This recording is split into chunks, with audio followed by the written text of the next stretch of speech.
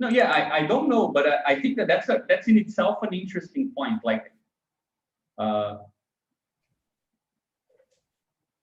I have the impression that you're right to call it a bit of a fantasy, because when you help somebody to make a decision, for example, that happens to me a lot in analysis. People come with problems and then they want to develop a solution, right, or an action.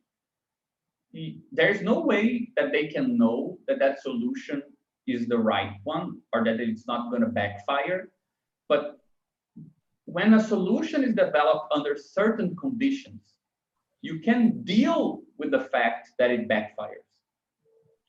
And I think that already happens for, that's how economic theory functions normally. They make decisions, some of them work, some of them backfire, and then they justify why it backfired in a way that either teaches them something or doesn't teach them something about the future, right? It's not like these guys are getting it right to the point that there wasn't a world crisis in 2008, yeah. right?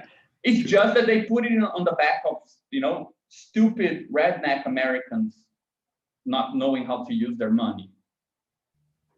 But that's still decisions were made, and you have a justification for the information you get back from those actions.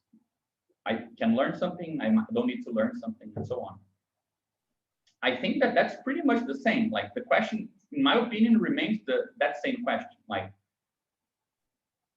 ultimately, interventions in the economy are political, right? They can go one way or another.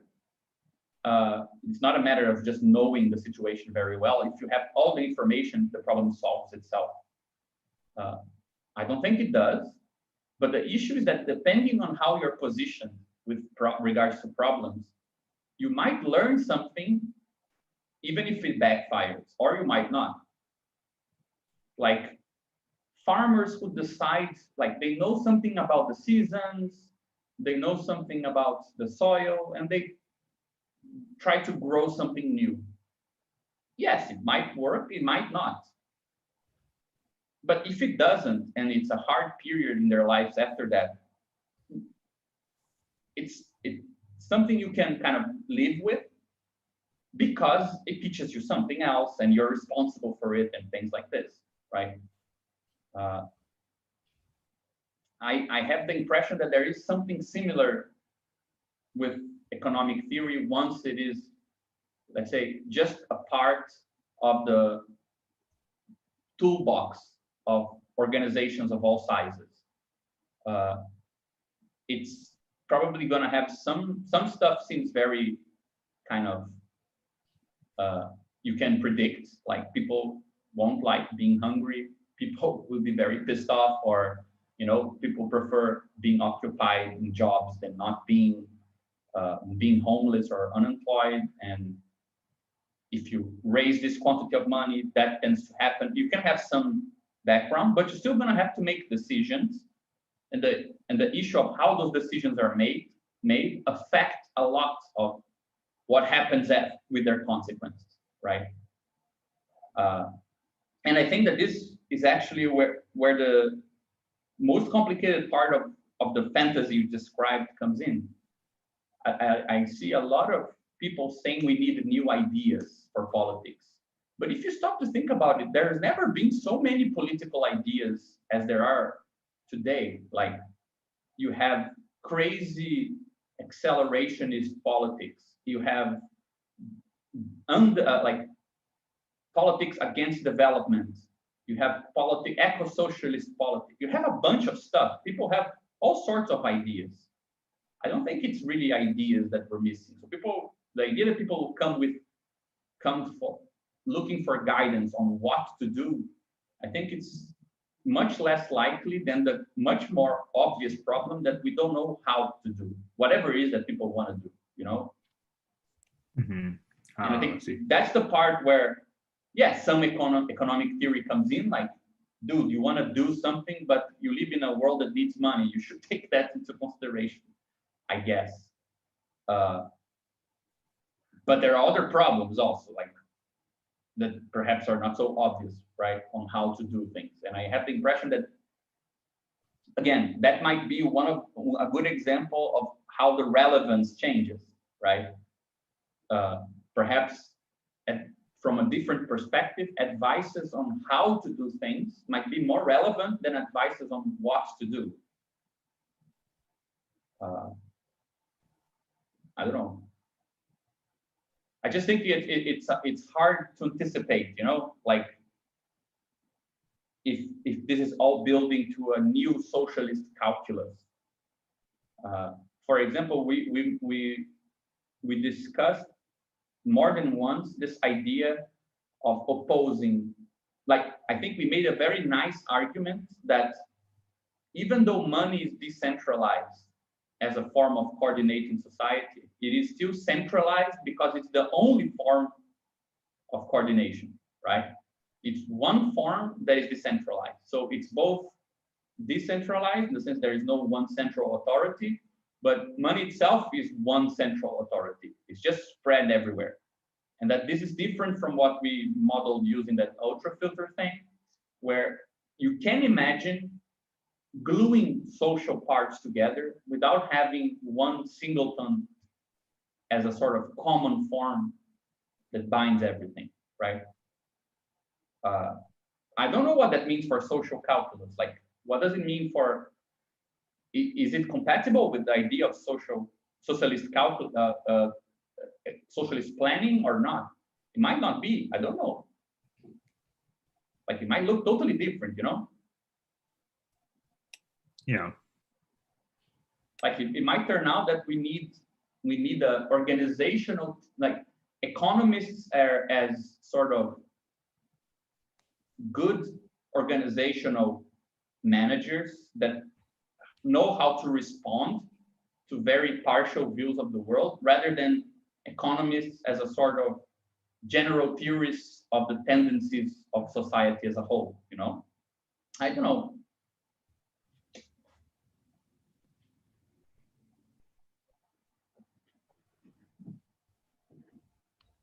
Yeah, I mean, in that respect, I think it goes back to what you're saying about kind of clarifying the principles of what is informing that decision. Not so much what the decision should be, but like what is being decided on, actually, right? Yeah. Because I don't know, like I mean, I don't want to go totally off the project for today, but I think that there is, from everything we spoke this far, one thing that is kind of starting to look to me like a novel idea is the idea that rather than strive to have a theory of the totality, meaning we're looking globally at capitalist world and then talking about local expressions of those laws, when you have an even bigger theory, a theory where capitalism is a part of the bigger theory, that unity, what we call the totality, looks more like a patchwork of stuff. It doesn't look like it's so tightly knit together, so consistency, because, for example, if you just take like obvious contributions, right? Feminist theory is showing that, well, this is consistent if sexual division of labor holds. Then the Black movement is saying, yeah, this is consistent if this other racial disparities remain, right? There's all these other things that are making that system remain consistent, right? And from that other bigger perspective, it looks like being globally consistent might not be the thing to hope for. Like, it doesn't mean that communism should be mirrored on that, because we already don't have that image of capitalism itself. So why mirror, why imitate something we already know that doesn't really exist? And then it seemed very interesting that when we were talking about the ultra filters thing, it started looking to me like, rather than democratizing a worldview in the sense of making people aware of a different principle that is valid for all forms of social interaction and that coordinates product allocation in the whole world. You could imagine a sort of democratization of some organizational tools, and people then solve their own problems. But since they already have a part of their heads looking at what's happening in front of their eyes, and part of their heads looking at how this could relate to other projects, right? And this is valid for a small company, for city planning, or for whatever. Even though these parts are not necessarily connected, becoming connected, right? Turning into something that could connect with something else is part of what they're doing. So you wouldn't have to know beforehand how everything connects, like in the socialist planning theory, but you would also not have to pretend like that's not a problem. But that problem would be itself something situated. You see my point? Like, it might look very different, the role of economy from that different perspective. It might look more like the name for a sort of art of knowing how to be more global than you need. And if that art is very well known by people, the tendency is that people will coordinate better. But that didn't mean that you saw the laws of everything and then people acted in accordance to those laws and then everything was fine. That, like, this seems more ultra filterish for me. But I don't even know how to describe it. Like, it's just an intuition. Yeah. It's a pretty complicated idea, but yeah, I think I see what you're saying. It's like we want to come up with a local principle of connectivity that is like doesn't assume that everyone's mode of connecting is the same, right? So like kind of a space of different connections that you can choose what is appropriate to your particular goal or organization.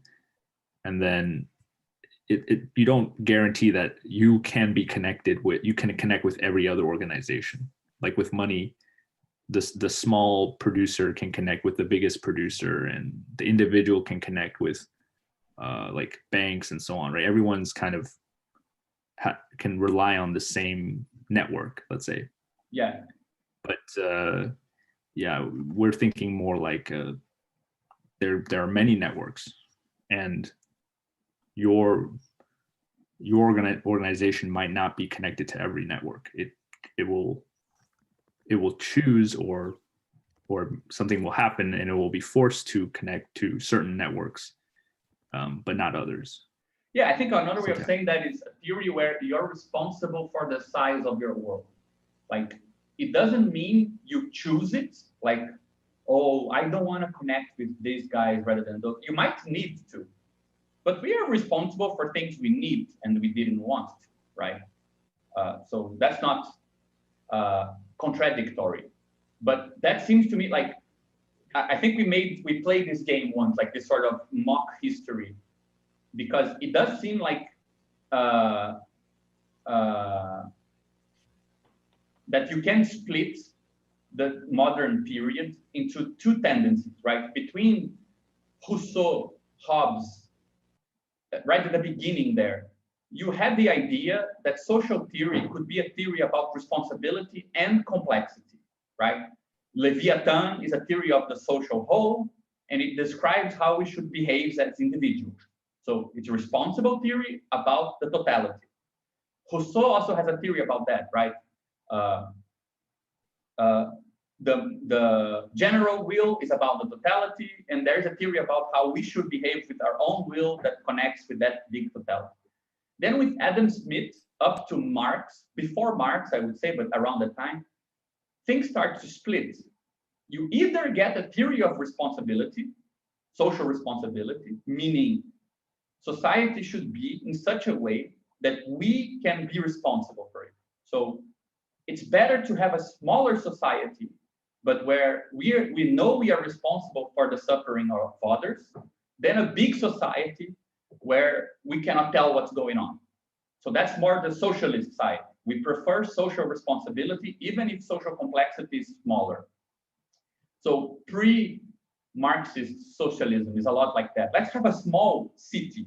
Let's have a utopia somewhere else. At least there, everyone is socially responsible, even if it's not complex, right? Like Fourierism and those things.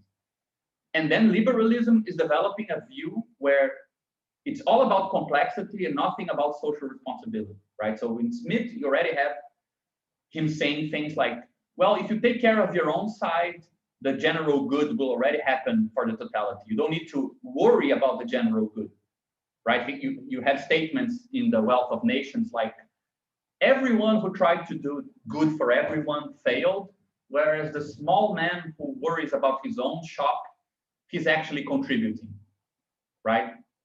So liberalism privileges complexity over social responsibility, and it seems like socialists privilege social responsibility over complexity. And it does seem like the problem we're talking about is how do you bring the two together? How can you have very complex societies, because there's no turning back from that?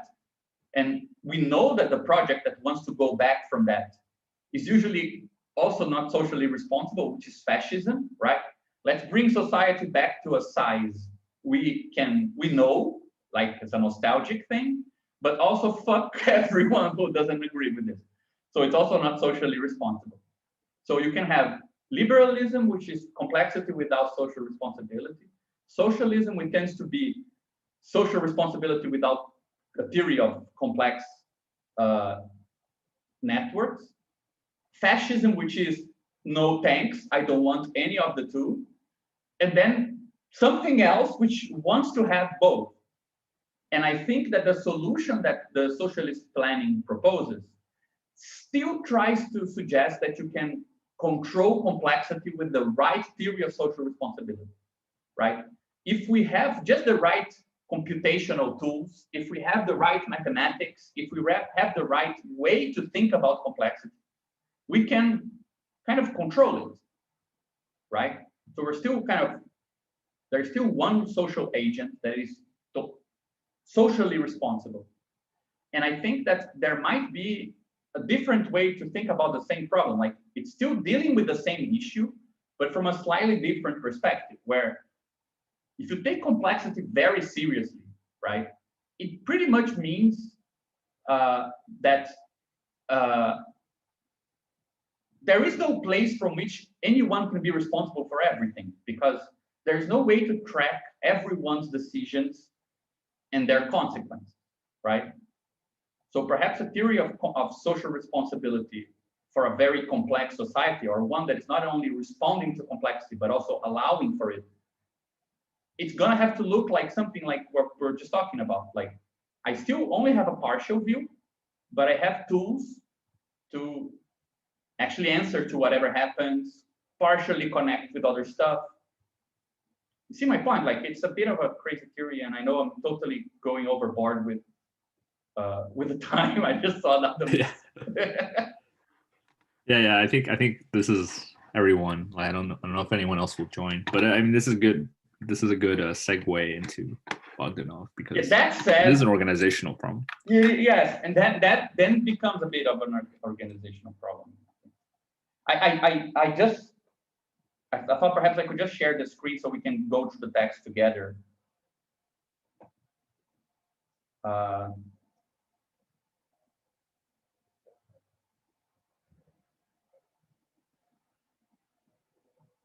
Okay.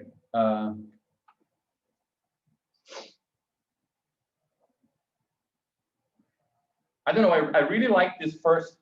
I mean, I think this chapter is much better than the previous one. I don't know what you guys thought.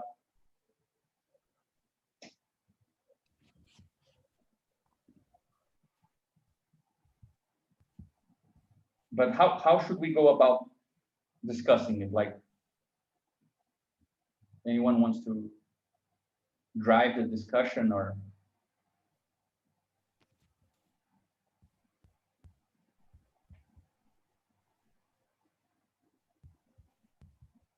the silences.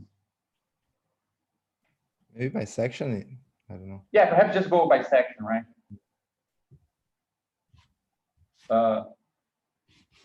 Yeah, I don't know. From this first part, I understood that he's trying to show a different. I really like that. It sounds very, very. Perhaps perspectivist is a bit stronger a word, but I like that he begins by disconnecting organization from a obvious notion of economy, right? Because I'm not sure if I understand this word properly, expediency, but expediency seems to me like imply some cost, right? Or some economic dimension, right? Is this correct? I mean, even in the word in English. Yeah, isn't it like pragmatic, like goal-oriented or pragmatic, right? Yeah, expediency means goal-oriented.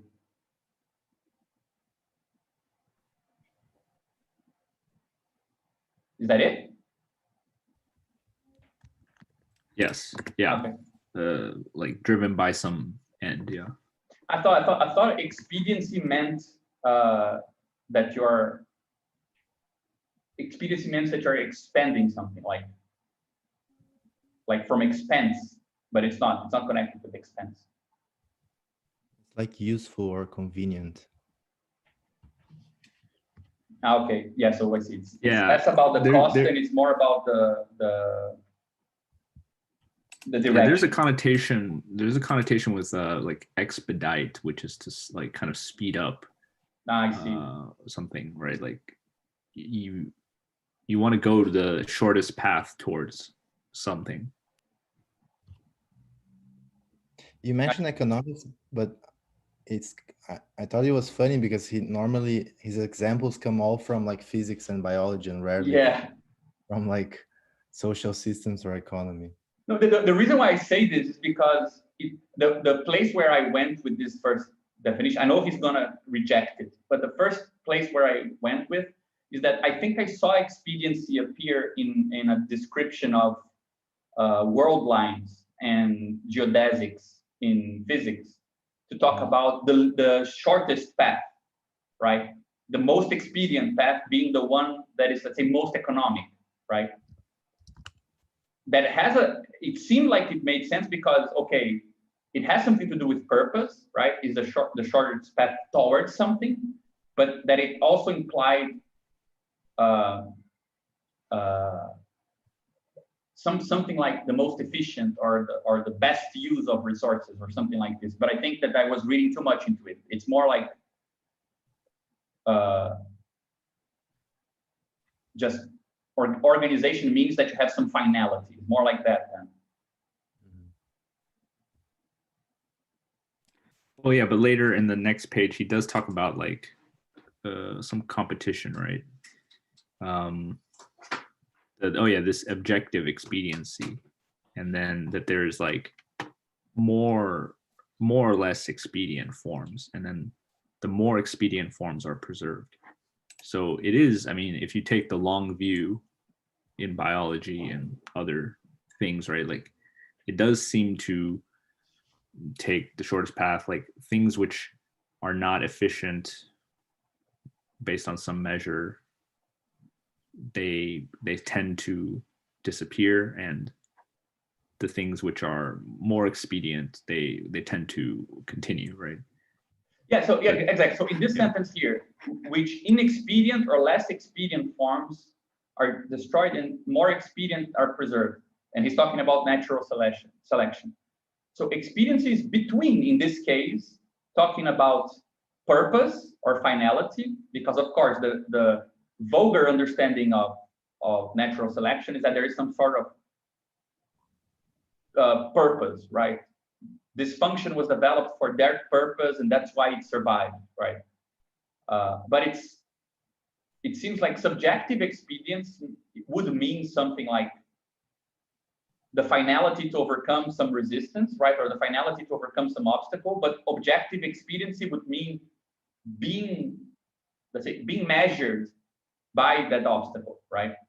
So if some form of life is not adequate to some environment, it's less expedient.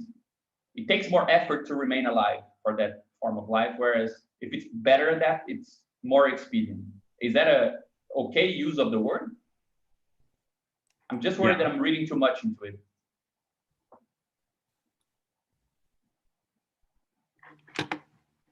Yeah. Although, I mean, he's saying that it's a metaphor, right? It's not a good. Yeah.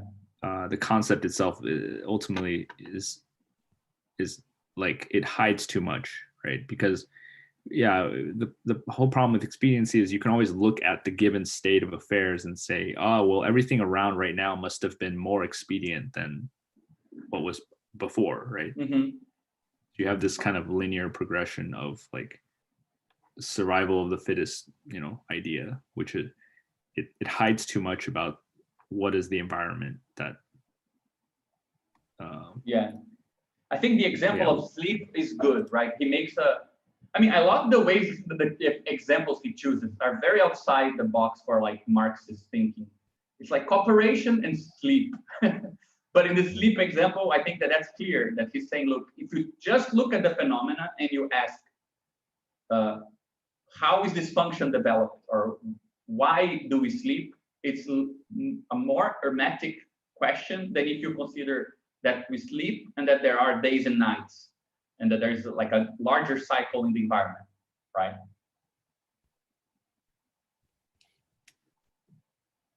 Yeah. I also like that. I mean, it's funny. So he begins. I mean, the reason why I'm asking this is because I wasn't clear from his example if he is going against the teleological, like the common sense idea that natural selection implies teleology and therefore organization is about finality, which is a whole debate, right, on Kant and biology and things that are still being debated today, or if he was going more for the economic view of function, right, or of, let's say, if something is the most effective way of doing it or not, and then asking the question of, which I think goes in what you just said now, right, then, is that this sort of backwards looking and saying, if this is the most appropriate way of doing it, there must have been some path towards this as the final form, right? Something like this. But there's something similar to both approaches anyway. And I think anyway, he's trying to say that this is not the good way to go about it. It's at best a metaphor, even if you're less vulgar about the use of purpose. And I like that he substitutes it by saying that by going to a compositional perspective, right? And he first says that he goes to compositional discussion of parts and whole, but all at the same time by saying that you should be careful not to think that organization is the harmony between parts and whole, because that's already saying too much, right? When he said that you need to explain the nature of this correspondence, right, or between parts and whole. So it seems very similar to things we've been talking about, that there's something about the tools that we've been trying to use with category theory and things like this that seems very happy to agree that you cannot say beforehand what is a part and what is the whole.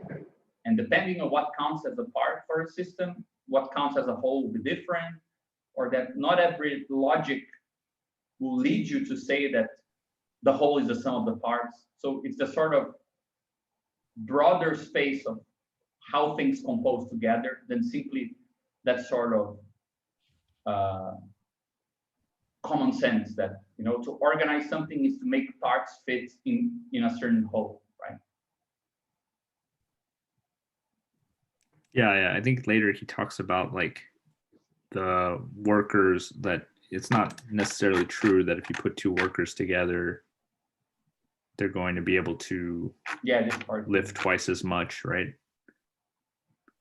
It's possible that they might actually lift more together or less than the sum of what they can lift. So this already he's talking about this kind of generative or like non-naive, non-trivial composition of things. Yeah. And which, yeah, again, that kind of hides. I mean, expediency hides that, because expediency assumes that, you know, if you took all the best traits and you put them together, that then you would have like something even more expedient than the parts, right? But it's not necessarily true. If you take traits from the biggest animals or the best predators, that might not make something that's the best organism to survive, for example. Yeah.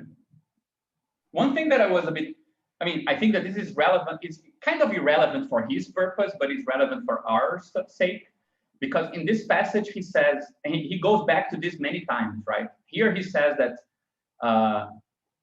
that we already know, so they already knew by his time, that the fact that the whole can be larger than the parts is or the idea that it's not a tautology to talk about parts and whole, right?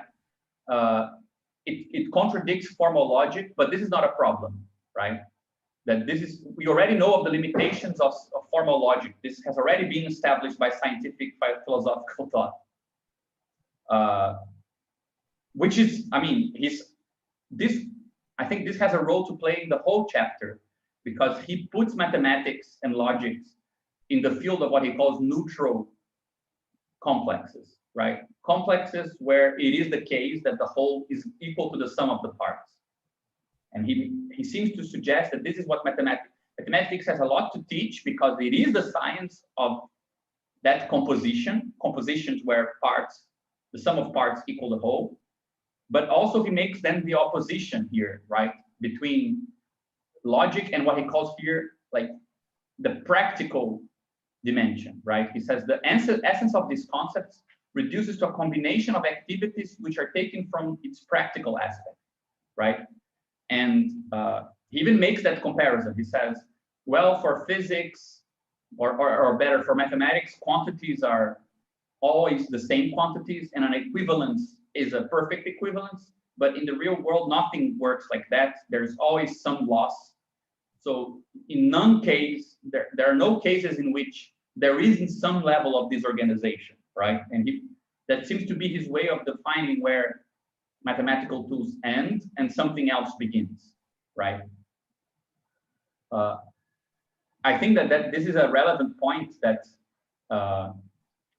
he uses the word practice to call or to talk about the sort of composition that interests tektology, because this is what distinguishes the three fields that he's discussing, right? There is mathematics, that is not tektology because it only deals with perfect equality between wholes and parts.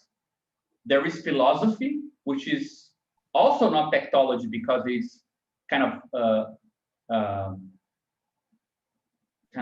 outdated way of thinking about what is universal, also not historical and not practical, right? And then tektology is in the middle between the two, because unlike philosophy, it is practical, and it has experiments, and unlike mathematics, which he also says that it has experiments and it is practical in a way, mathematics would be constrained to these neutral forms of organization, right? I say that this is relevant for us because since we're looking at very contemporary mathematics, where that doesn't seem to be the case, right? It's all about different types of logic, very complicated ways that things can be composed that are generative and so on.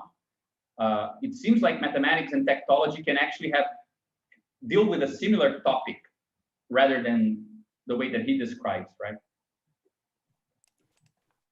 Yeah, that's the surprising thing. You know, I mean, it took 100 years, but mathematics is now like become interested. Let's say like mathematicians as a community. It seems like a lot of them are now interested in these topics of emergent effects or kind of combinations which produce some kind of non-equivalent. I don't know. Yeah, I guess emergence, the right word, right? Creates an effect by combining. Maybe morphological is the right term. Yeah. I also think that another thing that's nice to talk about is that, in a certain way, the first chapter of Capital that is silently mentioned in Tektology is the chapter on cooperation, right? The basic kind of fact that he starts from is the possibility that two workers can lift more than they can lift separately. So if you had to write a Bogdanov manual for how to read Capital, probably it would start from an unlikely place, which is a chapter on cooperation. I think, like, it doesn't start from, commodity, and that's the fact that brings us to Tektology and to this new science. It doesn't start from primitive accumulation and power and violence. That's the principal fact that we need to start from to think about the new science. It's actually the fact that you can sum parts in a way that is not an equivalence, right? That seems to be the initial point, right? That singularizes the theory he wants to develop. Because if the sum of the parts was the whole, it would be a problem for mathematics or for some branch of science. And if it was a sort of universal description without really considering practice at all, it would be just philosophy, right? But I think this is because they trying to do a point of view of the workers, because they trying to think about how to explain the world and change the world by the point of view of the workers, and know about only a general theory, but a general theory in the workers' perspective, because that he trying to do think how workers are doing cooperation. So how workers do that, and no another kind of thing. I think it's a different point of view. I agree with you. I totally agree. And he even calls it like that, right? The way that he tries to call it is that it is an organizational point of view rather than an organizational object. Right? He doesn't say organization is one object and there are others. He tries to say it's a point of view for everything that would be the appropriate point of view to. But it's, again, I think it's interesting because I don't think it's the same as saying the point of view from work. I don't know what you think, Lucas, but don't you find it different? Like, you could start from the chapter on the process of labor, right? And you could say, humans are all about work. That's what we do. We're working people because we're homo faber. And that's the point of view of universality. It's different from starting to, there are two things. I think one is to talk about the point of view of the workers, but then you could do two things. You could say the point of view of workers is the point of view of work or of organization, right? So there is a choice that is counterintuitive there because, for example, Lukács, I think does the second choice, right? He will say the point of view that we should build ethics, that we should build our understanding of the social world is the point of view of work, of labor. And then you have the whole ontology of labor and things like this. People exteriorize their being in the objects and things like this. That's also trying to build a theory from the point of view of the worker, a general theory, right? But it goes somewhere else. Yeah, but I think that the idea of Bogdanov is how the workers control the production, because they think how workers do the production and control that, and how they control that is essentially with cooperation. Workers don't control without cooperation. Mm-hmm. And then I think for the option, yeah, there's an option, and option not usual in Marxism, but I think it's because of a political point of view, a political choice, and how workers have to organize themselves. But you know, like it could be, I mean, I would say, so I think this is very important because you could take two perspectives at first, right? So the point of view of commodity or of economy in general, or commodity fetishism, or the point of view of the worker. Then you could take the point of view of labor as it exists, and then redescribe everything from there, which I think a lot of Marxists did. Or you could take the point of view of cooperation as the point of view we need to take. But then there are two options still, because you can take the point of view of cooperation as the management of production, or you can take the point of view of organization as including what producing means. So labor is actually just a mask for organizing nature, and cooperation is a way of talking about organizing people, for example, but are both organizations. So the weak version of what he's doing would be to say, yes, guys, we are laboring people, but politically we need to focus on cooperation, which is something else. I think that he's doing something that is stronger than this. He's saying, not only is cooperation politically more important to focus, but from the perspective of cooperation, labor is actually a form of cooperation with materials, right?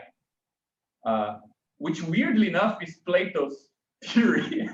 I find this very weird, but you know, when Plato is discussing justice in the Republic, and he says, you know, it's impossible to have power without being submissive, because to govern something, you need to respect how that behaves. Like if you don't acknowledge what you're governing, you cannot govern. So governing something, dominating something implies the best dominating, the best form of power is you'll have more power, be more effective, the more you're submitted and respectful of the material you're dominating. If you want some paper to do something that paper doesn't do, you will fail. Doesn't matter how much power you want. So there is a sort of cooperative theory of domination, right, over nature, that I think follows from this. So I think it's a very kind of, it really gives a different perspective on everything, and not just focusing on something. So it's focusing on the political part. Though I totally agree with you that that was his point. But then he adds this thing that I think makes this point clear, right? That he says that that the trick, I think he makes two choices simultaneously, right? The first is that the riddle of generativity, right? It's actually very similar to Iliadam text, because he says that how can magnitudes be joined so as to increase their practical sum? So that would imply that something was created out of nothing. Two people had some capacity, together they had more capacity than alone. That's like surplus coming from nothing, right? And he says that if you introduce the idea of resistance, that problem disappears, right? So I think that's the first step. The point is that together, resistance might not be added together, right? They might cancel each other out. So labor or a worker is not only doing something, but there is some resistance that goes together with doing. And when you combine two labors, you're not just combining what it means to do something and duplicating that. You might also duplicate or cancel out the resistance of each doing. So you might find less resistance, even though you still only have the same capacity, right? And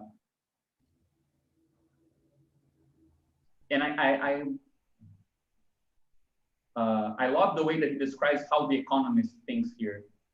The economist would think about the nervous system. I find that who are the economists he was talking to? How can two workers together clear the field not 2 times, but 2.5 times faster than one worker? In response, the economist would point to the conjointness of work acts on the nervous system of the worker. I mean, he probably, I don't know if in the Soviet Union, Frankenstein was the economist, because I don't see many economists mentioning that. And so he says the first, that conjoining work acts might revitalize and encourage and raise the intensity. And secondly, that conjoining forces makes it possible to overcome obstacles which cannot be overcome by one worker.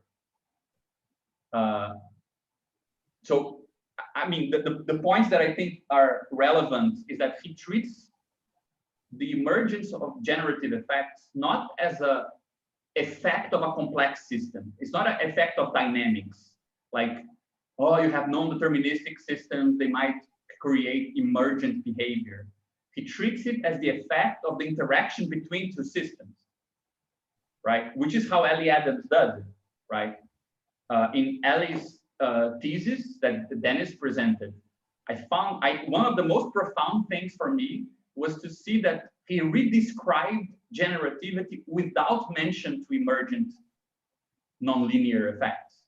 It wasn't about increasing complexity, right, of one system. It was about the logic of interaction between two systems, which I think is very similar to the path that Bogdanov takes. He's not focusing on, well, you know, if you let the worker behave the way he wants, he will produce emergent, like novel things that you didn't think were possible or something like that. It's an objective consequence of interacting systems, right?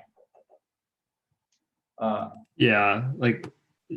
think interacting systems, that's an interesting, I don't know if Bogdanov goes into this yet, but like when two organizations interact, what is that interaction itself an organization, or like what is the relation between interactions and like external interactions and the internal like ones that make up a organization? Sorry, I'm not sure I understood. Like, yeah, I just mean because in there is this ambiguity in Ellie Adams' thing, which is to say like systems interact and that produces something that's greater than their sum. But then the question is that thing that's greater than the sum to be projected back into the original systems to say that some information was lost so that we didn't see the whole thing in the original systems? Or is this interaction itself like a new thing? Yeah. The way that I understood his description here is like, I wouldn't know how to make it, but it's like you would have some system which is worker one, and it would have some system which is worker two, right? And you can imagine, and he even uses conjunction, right? So you could have some sort of partial conjunction between the two, like this, where he even makes a reference to waves, right? I think it's a better drawing. Like if one worker is like this and another worker is like this, the sum of the two would actually, these two high points here would add, right? But that's if they're just out of phase and the second worker is actually like this. This would add with this and this with this, right? So it would be more like this. But he also models the resistances, right? So he also adds how the weight of the rock and the way that when you have two workers, each carry 5, I don't know, kilograms. If you have a stone of 8 kilograms, one worker alone wouldn't be able to lift it. So it would just be there and no work would be done. So there's this kind of like interaction between resistances and organizing power. Yeah, so I mean, I think you're better. You're saying it better, right? Because the actual point would have to be having a description of a worker, of another worker, and of the rock. Yeah. Right. So that's how you include the actual resistance, right? So yeah, and the way that one interacts with a single worker interacts with the stone, if you just duplicate that view, it's not the same as the conjoined interaction of. Yeah. Yeah. So right? this is different than this, right? Yeah. At least in the example. But I see that from my understanding, that is because when we were talking about generativity in Ellie Adams, he was ambiguous in saying two things at the same time. There was the veiling interpretation, which is the one that even the author favored, which says there is a deterministic system here, and there is a function to some description of it that makes something appear here as coming from nowhere that here actually had a cause, right? And so this is like generativity by veiling, by lowering the resolution, by changing how you see something. But he also described, and it's two systems anyway, right? So it's still interactional. But there's also the other version we talked about, which seems like his formalism go in this direction as well, where there wasn't this X to Y here, and the actual move from one thing to another actually makes X happen here, but X wasn't happening before, right? So it's actually generated here. So here it's emergent, and here it's veiling, right? Then it's kind of the distinction you're making. Yeah, exactly. The veiling. I think Hakel's example of Twitter is good. Like, if we say like the total information in Twitter is just made up of individuals with opinions, then a fight on Twitter should just be an exchange of opinions, right? But there's like some extra information produced in that fight. Let's say like maybe like ideological, a reflection of ideology, or even just like the use of memes or something like that. It's more than the opinions themselves. I'm just trying to wonder like where that information comes from and how Bogdanov.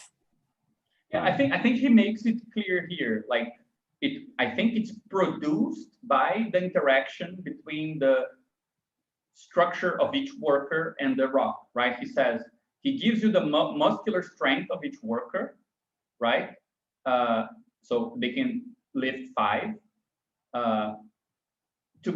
The sum of the two things is not of the two forces is not the duplication. It's a bit less, right? Because it's not possible to combine efforts without loss. So it's not a total addition of 5 plus 5. So he says let's say it's 9. But a rock that weighed 9 kilos can still be lifted by 9 kilo force, right? Which is higher than 5. So the conjunction makes it possible to lift. I don't think it's the case of veiling in the sense of something that was already there and now appears like the effect of hiding information, right?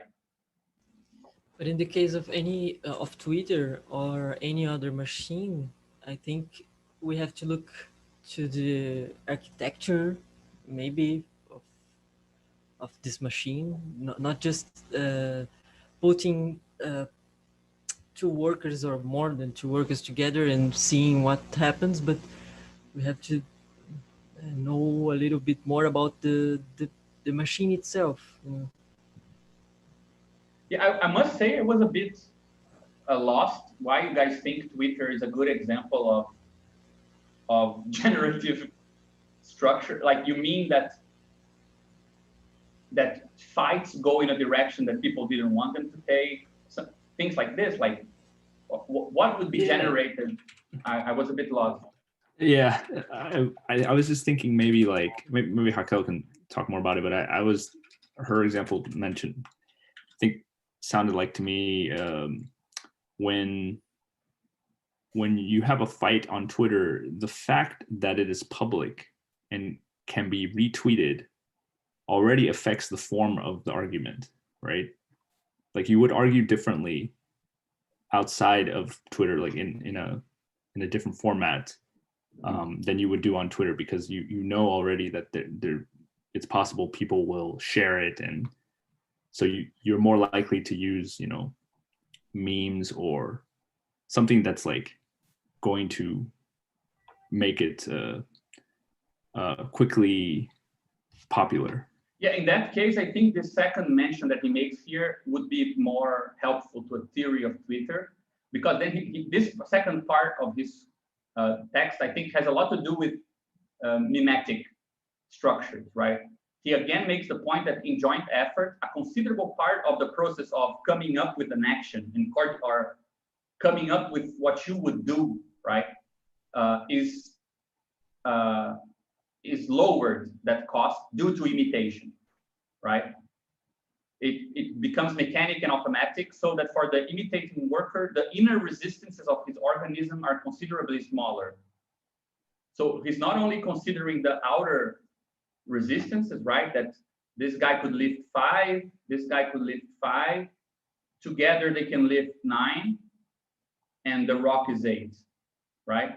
He's also saying that, let's say, using to internally to use all your capacity of lifting 5 kilos, it takes, let's say, -1 of your effort to think through it alone, right? Both of them would actually have to lose a bit of their effort. It would cost more to think it all alone.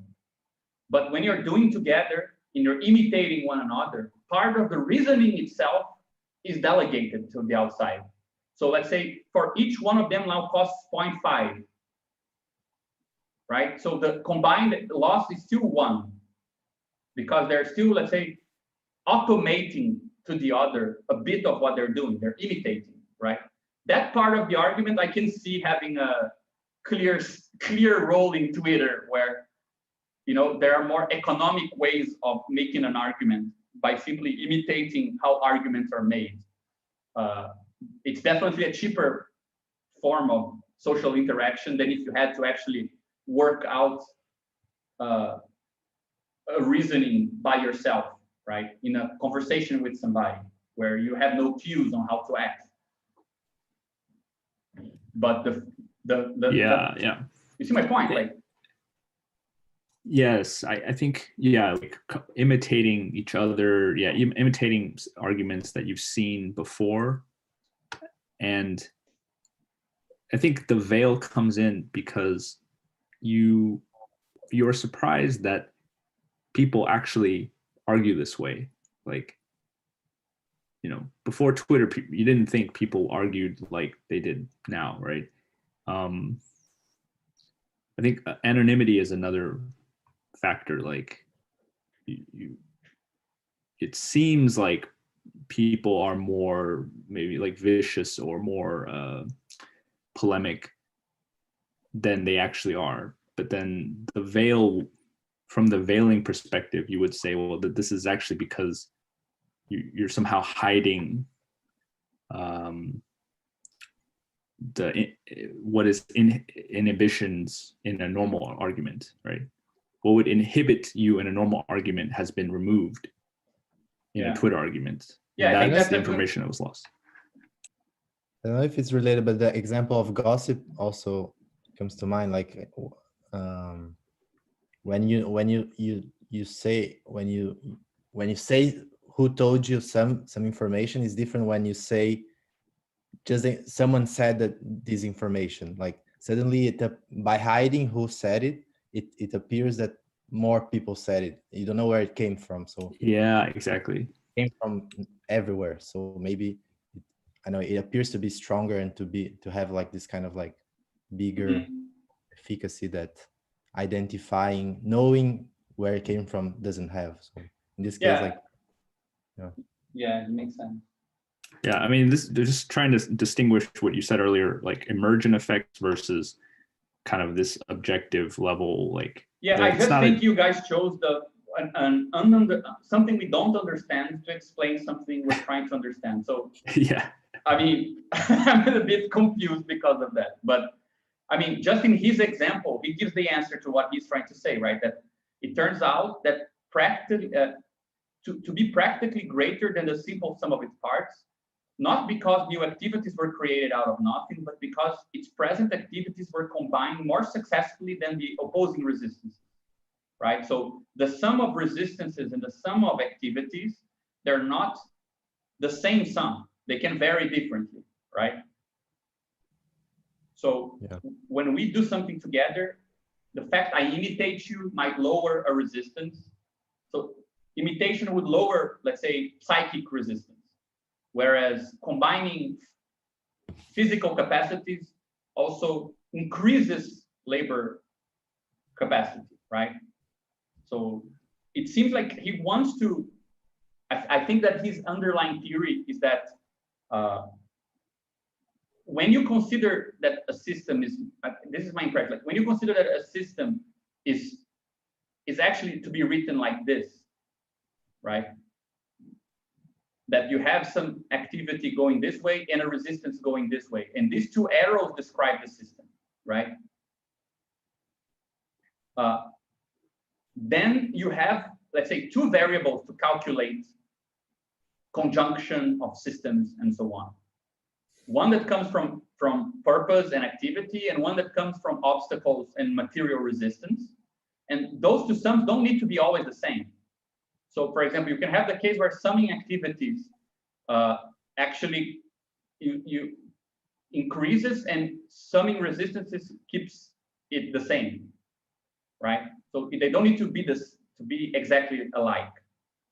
But I think that those are two steps. The first step is to describe organization from the standpoint of activity and resistance, which is already, I think, very interesting, because when you think of it in these terms, right? Sorry, let me put S, the system is inside and the environment is outside. And activity is this arrow and resistance is this arrow. And he's already quite Freudian in saying that there's also this resistance, right? Internal resistance as well. When you describe a system in this way, you do two things. One is that you complexify the calculus of expediency, right? Or what is the shortest path, or what is the result of conjunctions. So you no longer guarantee that that the whole is equal to the sum of the parts, right? This is not necessary so. But the second thing you are doing is that you're creating a perspective problem, because nothing prevents you from describing a system that is inverse. The environment is a system, or part of the environment is a system, and this is part of the environment, right? So you can these are just arrows. They're not things. Resistance is not something that some things do. So for example, if I'm a friend that doesn't want to go out to a friend who wants to leave the house, he's resisting and I'm acting, but nothing prevents me from shifting the perspective and thinking about trying to stay home as an action, and the friend who's harassing me into leaving as resisting my action, right? So I think that the combination of these two things makes the theory totally relational, right? There is no such thing as resistance and such thing as activity. But once you choose the system, then arrows going out are activities, right? Or whatever, perhaps going out is not the best way, but you get my point, right? And what blocks some effort is the resistance, but nothing is resistant by nature, right? You can definitely describe nature as acting and some other part of nature as resisting. That's not a problem. Yeah, I think there are maybe like two principles. One of, because he mentioned vectors, right? So vectors, you can, depending on the orientation, you can get a bigger sum or a smaller sum, depending on how they combine. So there's this, like this sublinear and superlinear combinations of activities. But there's also this dependency of perspectives that you were mentioning. Like the example of the symbiosis is good, because what is an activity for one is a resistance for the other, so they can exchange these resistances and get more in exchange. So I think there's Mm-hmm. this element that you mentioned, that all activities and resistance are dependent on who is looking, or like, for example, like for political struggle, I think it makes a lot of sense, like in the way different political lines basically differ on what counts as resistance and what counts as organizing and what counts as disorganizing effects. Yeah. Right? He even says this here. I think this paragraph is a very profound one, that he says, resistance and activities, they express one and the same thing, right? To the point that, from the point of view of organization, they can be reduced to activities resistance, like one thing, right? Yeah. I really wanted to, I mean, I said I would try to send you guys some stuff. I have printed some stuff, but I don't have the PDFs. But it would be really cool to look into this, because it is sad that Bogdanov's, this perspective of standpoint systems theory, right? That's an analysis of systems that you need to choose the coordinate system. It's not a given. There is no absolute coordinate system which allows you to know what is activity and what is resistance absolutely.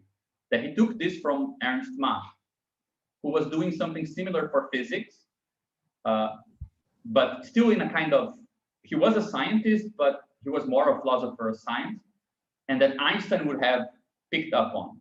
It's I've read in Bogdanov's biography that is probably due to the fact that Einstein mentioned Mach and Mach's principle, even though what Einstein calls Mach's principle is not what Mach said, but still is in the same ballpark, right? It's a sort of trusting relativity. That's why Bogdanov was aware of Einstein so early on. Like he mentions Einstein here very, very briefly. And in the biography, they say it's because he was tracking the consequences of Mach's theory. So probably would be interesting to know a bit more about that guy. You know, what the hell did Mach do? I know that he's actually weirdly, he's one of those that crazy sort of revolutionary conservative, you know, like Blaise Pascal was, and a lot of philosophers tend to be, that they see a new trend that has some problem, and they are actually reviving something of the past in a new way, because the idea of the relativity of space coordinates is actually an old idea that Newton dropped, right? Up until that point, with Galileo, you have relativity as a strong principle. Then it goes back to the background in Newton, and then Mach was against the Newtonian view of space from an empirical perspective, right? He was trying to mix together empiricism and relativity. So it's also not exactly what Leibniz did, but so I don't know, it might be interesting to look into it, because I think this paragraph goes, if you take it seriously, it goes very far, right? That's this, then he said here that activity and resistance seems to be a sort of logical duality, right? I'm not sure how we could interpret this in this case, but if we just assume this basic principle that seems to be valid for him, right? That to describe a system is to describe its environment as well, or the system is some sort of relation that it has, right? And that in this case, what counts as activity and what counts as resistance is kind of defined the way it is because of the standpoint of the system we chose. So if we just imagine a redescription where this system is here, right? So in the environment, there is some outer system, right? Now this previous system is now part of the environment, and we're taking the standpoint of this previous system, right? Now this is the action, and this is the resistance, right? So it seems a sort of theory of relativity of organization, right? If something is organizing or disorganizing, is actually, it's something that you need to be meaningful. You need to mention which organization you're referring to. Yeah, exactly. There's no absolute organization or disorganization. There's only a relative to a given form organization. I think it goes a little bit beyond in an important way from like biology and evolution theory, because there you only have basically one point of view, which is that of survival, and that's kind of like homogeneous Yeah. for everyone. So what is activity, what is resistance, basically the same. So that's why you can always speak of like functions, and defining what the function of something without caring too much about combination, because you know what's useful, what's not, because it's a matter of living or dying. Here You know, there's you it's could, relative. yeah, you could say that he's an Einstein Darwinian, like he's a theory of relative selection, not of absolute selection. I mean, that's a nice way to describe all the anarchist geographers like Kropotkin, the guys from mutual aid, because that seems like the sort of thing they wanted to propose as well, that Darwin should be kind of, first of all, read properly, and second, should be added to the theory that competition is not an absolute form of combination of selections. You can actually have cooperation as another form of operation in selection. So you need to kind of take a step back to describe the mechanisms of selection rather than absolute operation, which would be competition between systems, right? But again, I think these two paragraphs for me are really, really the core of it, because so here you have this, I mean, it even has the structure of, you know, when Galileo talks about movement and rest in the two dialogues on the science, I forget how it's called, there is a moment which is, let's say, the classic statement where he says movement and rest are the same, like they're nothing. You cannot distinguish between rectilinear uniform movement and rest. For all purposes, they're the same. If you're standing on a ball that is moving in space in rectilinear uniform movement, it's impossible to say if it's moving or if you're resting, if there's no other reference there. And he makes something that's almost the same statement with regards to a theory of action, right? That to act or to resist are one and the same thing. And I think that this is the first big statement. And the second big statement that has a similar form is this one here, where he says, the concept of elements in the organization of science is completely relative. It's simply those parts into which, in conformity with a problem under investigation, so it's relative to a problem, it was necessary to decompose its object. So there is the problem under investigation is the thing situating what are parts that you decompose an object. It's not an absolute theory of parts and wholes. What counts as a part of a system is given by the problem under investigation and not given by the fact that things are made of this thing, right?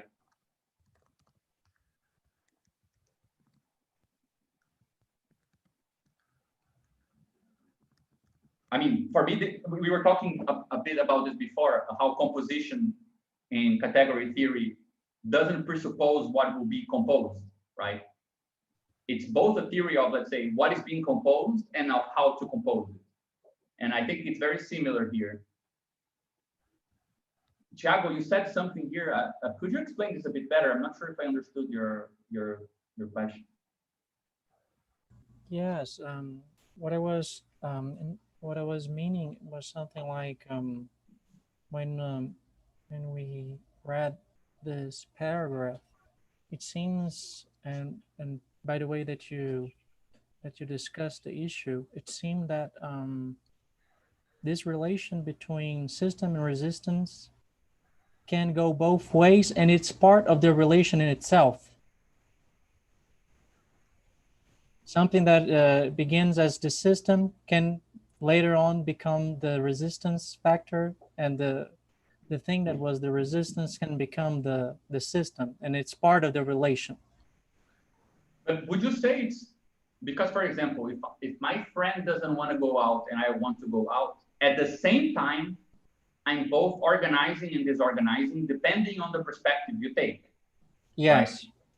The guy wants to stay home and I'm the resistance. I want to leave and he's the resistance, right? Perfect.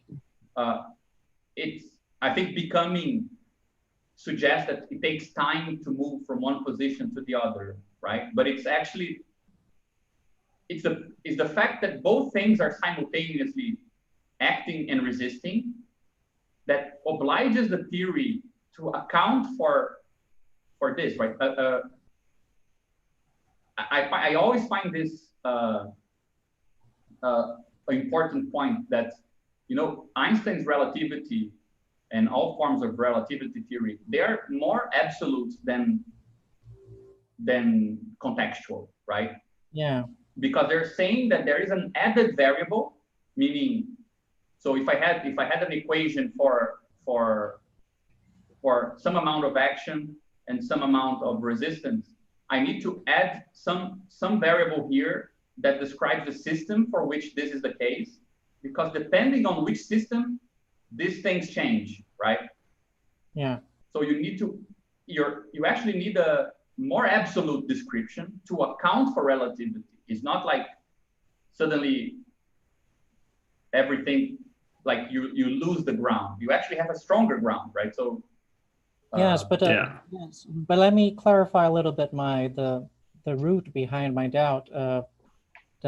Because the example that you provided us, it has the other example that I was trying to picture was this one that has this fractal-like effect on the organizational form, like for instance a gift economy, you know, where you have the giver and the receiver, and the receiver in it, as he receives the gift, he already pictures himself as the giver in the future. You know what I'm saying? Mm-hmm. So these two poles are interconnecting with each other, already anticipating the reversal between themselves. You know? I see what you mean. This what I was trying to picture was this fractal-like effect on the system, that the two poles are dividing themselves into two other poles, and you know what I'm saying, like in this regressive way. Mm-hmm. Yeah, I wonder because, if we. Yeah, because the example of the guys in the apartment, it exhausts itself in the static. Yeah. Yes, but in the gift economy, it has this fractal-like effect, because the anticipation of the reversal of the positions is part of the position themselves. Mm-hmm. Yeah, so you could have systems that possess this possibility of reversal and systems that do not, right? I mean. Yes, exactly. Yeah. Yeah, it's interesting because I think that again it goes more. From what we saw thus far, I think the place where he came the closest to touch on this is again on the part of imitation, because the idea that you delegate to the other some effort, some psychic effort, right? So I imitate the other worker. Now I don't need to think. I can just imitate, and that would be a less costly function than thinking. I think it has something of what you're saying, because you give something, right? Something is abdicated in the name of the other, but by doing that, you actually gain by the abdication. You don't lose. I'm not thinking for myself, but now I'm actually thinking faster, right? Yeah. I would say that perhaps that's where we would have a key idea. I mean, I know everything is very vague up to this point, but that's where I would probably imagine gift as something like delegating to the other something that now you can count on the other to do something rather than having to do it yourself. Yes. But I mean, actually, that is something I would love if you could at some point like give us a crash course on gift economy, because I mean, Dennis and I, for example, have been dabbling on writing stuff that we need on. Yes, I was actually thinking. Yes, I was actually thinking about perhaps explaining or expounding something on the gender of the gift by Marilyn Strathern, because these organizational principles are like I said, like I tried to describe earlier. They have in Melanesia this fractal-like effect, you know.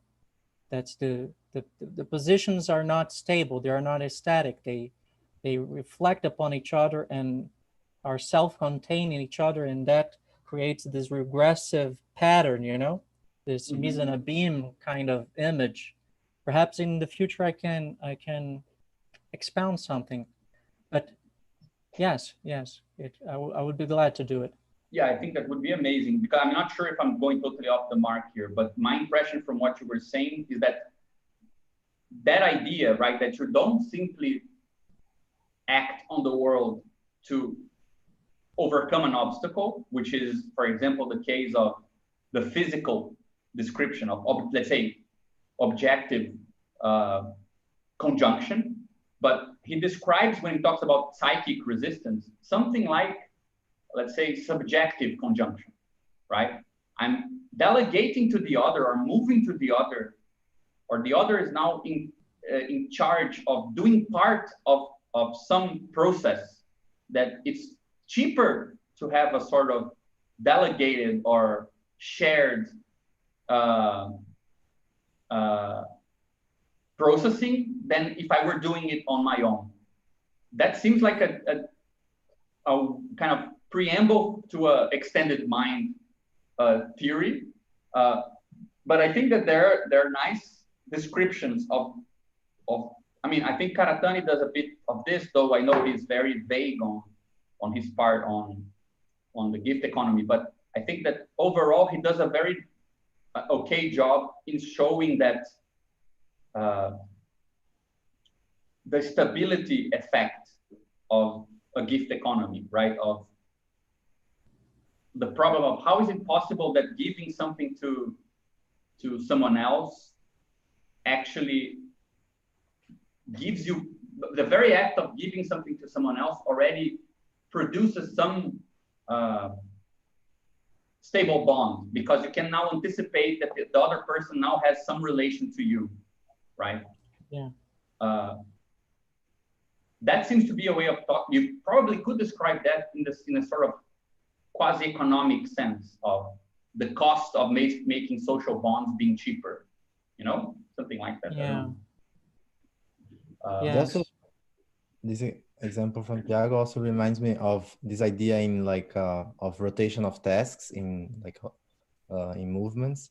It makes it becomes a little bit more intelligible, because from like the functional or economic point of view, it makes no difference, right? If something's doing the same thing by switching tasks or not, it's as long as it's doing something, it should be the same. But coding, like being part of what an organization, an organized system is, the possibility of this system of activities and resistance changing and actually makes a difference, because the fact that you might do what for you was, you just like watched someone doing some work and you just commanded, like the organizer and the organized, the possibility that you might be able to do that will change our behavior within the system, which, I mean, I think the example of the gifts illustrates. Yeah.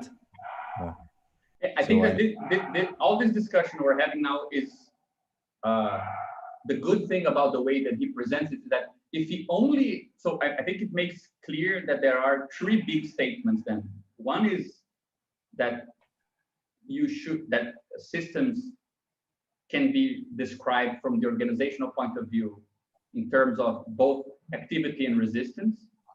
He even gives a definition of nature at some point. I'm not sure if it's in this book, or I think it's in this book in the introduction. He gives a definition of nature as that which resists labor, right? Which, again, it's a weirdly kind of perspectival definition, because when people try to change other people and they don't manage to, usually what we say is, it's because it's human nature, right? So nature would be the thing that resists action, but that can be the case in any situation. It's not a substantial definition of nature, right? And also for crazy Lacanians, it sounds very nice, because Lacan used to call the real is what resists formalization. So if you cannot truly encode something in a certain system, that somehow counts as being real, right? And for Bogdanov, it seems like that counts as being nature. The position of nature is simply the position of what is resisting. For example, I would call my friend who doesn't want to leave the house, he's just lazy. So if there was a resistance, then there is a being, right? If somebody goes along, then it's not about being, it's simply about doing, right? So I think that the first point is this active resistance thing and the perspective approach that he takes to this. But the second point is that he actually distinguishes resistance from the outside from the resistances that come from inside, right? So you can't simply understand conjunctions of organizations or systems in terms of, two workers together, they can lift more than alone. But also, for example, this other idea, right? If you can imitate someone else, you lower the internal effort, right? You lower the internal resistance. And I think that this goes very nicely with the Twitter example and other examples where it's actually a sort of anguish cost that is lowered, right? If you can imitate others, the subjective cost of having a position seems lower than if you're going against the grain, for example. Or for example, in the example Renzo gave now, right? If you already know you might be in someone else's position later on, that also affects how much you resist or how much you remove yourself from knowing that thing, right? Because you already need to anticipate that you can be there. So I think the second big thesis is that not only activity and resistance are interchangeable or they're the same ontologically, but there is an internal resistance, right? It almost follows from the first thesis, because if activity and resistance are interchangeable, from the outside, you are in the position of resisting. So let's say, right? So that by necessity there must be something like internal resistance, but I think that he gives it a clear role in the sort of organizational calculus he's proposing. And then the third point, I think, is the one that we are on right now, which I think is equally as profound, which is to say that decomposition of objects into parts and wholes, they may be as large or small as needed. They may be subdivided further or not. No limits to analysis can be placed here. Gigantic suns and nebulae have to be taken as elements of star systems. Enterprises or individual people as elements of society, cells as elements of organism, molecules. It's a scale relative perspective of organization. So what counts as a part of an organization and what counts as an organized system cannot be absolutely defined as well.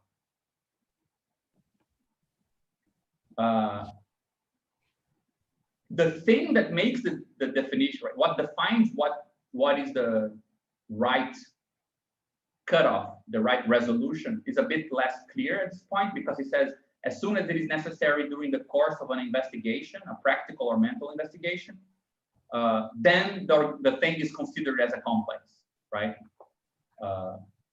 So it again seems to be the point of this encounter between activity and resistance. Depending on the level at which resistance appears, then some parts are relevant and some parts are irrelevant, right? So this is also context sensitive. Okay, then he gives that distinction, right? That you can call a disorganized whole as the practical case where the whole is less than the sum of the parts. So the parts have more capacity than the whole.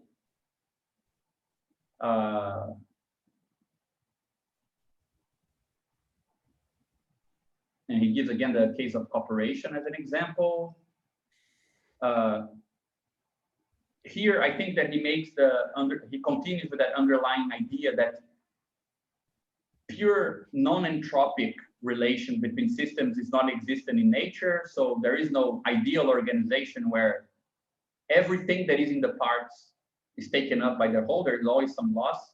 But he seems to suggest that since mathematics is concerned with perfect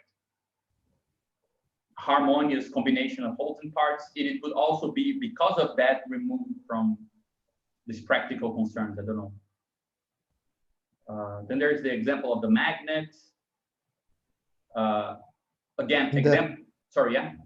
No, in this, I thought it was nice, this point he made on idealization, because there's this, he recognized that abstracting, like mentally abstracting, is also choosing what is not necessarily like better or more. You don't get necessarily like generality. You actually choose to not see some differences in order to obtain like an idealized picture. But what's kind of like more real and richer is the practical composition. So it's the weight is on who's doing the abstraction to actually do it in a useful way. But idealizations might lead you to not see like the. Yeah, but I think that this is. Right. Sorry, let me see if I can find where he says something that I thought was really good. He says this thing here that I think complicates that idea a bit. It's later on. I'm not sure if I will find it. That he says that real abstraction is. I mean, he distinguishes ideal abstraction from real abstraction, because if what counts as a part and what counts as a whole is actually decided contextually, I don't know where it is, but we'll get to it at some point. But if what is a part, a relevant part of a whole, is decided contextually, that implies that the abstraction is a practical process, right? So if I'm dealing with my table here, with the things in my table, the level at which I should count things is probably the level of these objects, right? But for example, for somebody who is, I don't know, moving all the things from the table and for another house, like a moving company, perhaps things count differently. So those are abstractions of what counts as parts and wholes. We don't need to equate abstracting in the sense of losing the non-relevant information, right, with the idealized picture of something. And then the question becomes also that depending on the situation, you can have a non-idealized mental abstraction, which is choosing the level of abstraction that actually corresponds to the real abstraction of what you're describing, right? But I mean, I think he defines experiments as real abstractions, right? Which is really cool. yeah, it's true. Page you found it here, right? Some 53.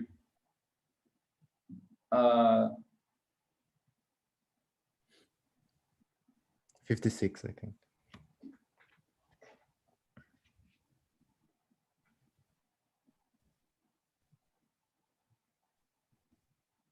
Am I on 66? Yeah. Yeah, sometimes. Yeah, here, yeah. Sometimes ideally or mentally, as in the case of the majority of abstractions, right? Abstraction is carried out in real terms. So yeah, an experiment is treated as a real abstraction, right?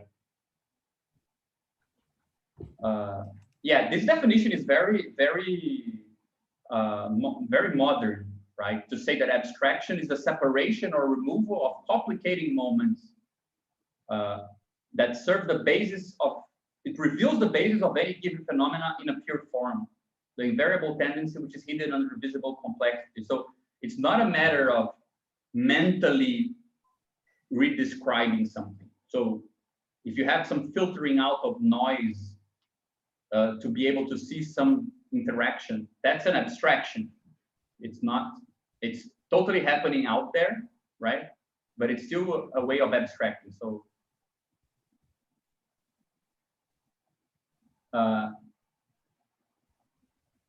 yeah, perhaps we could go a bit faster. Yeah, I don't know. I think that these are the three big principles that he presents in this part. I find it very kind of amazing to see that not only do you have this sort of relative vision of action in order to describe things from the organizational perspective.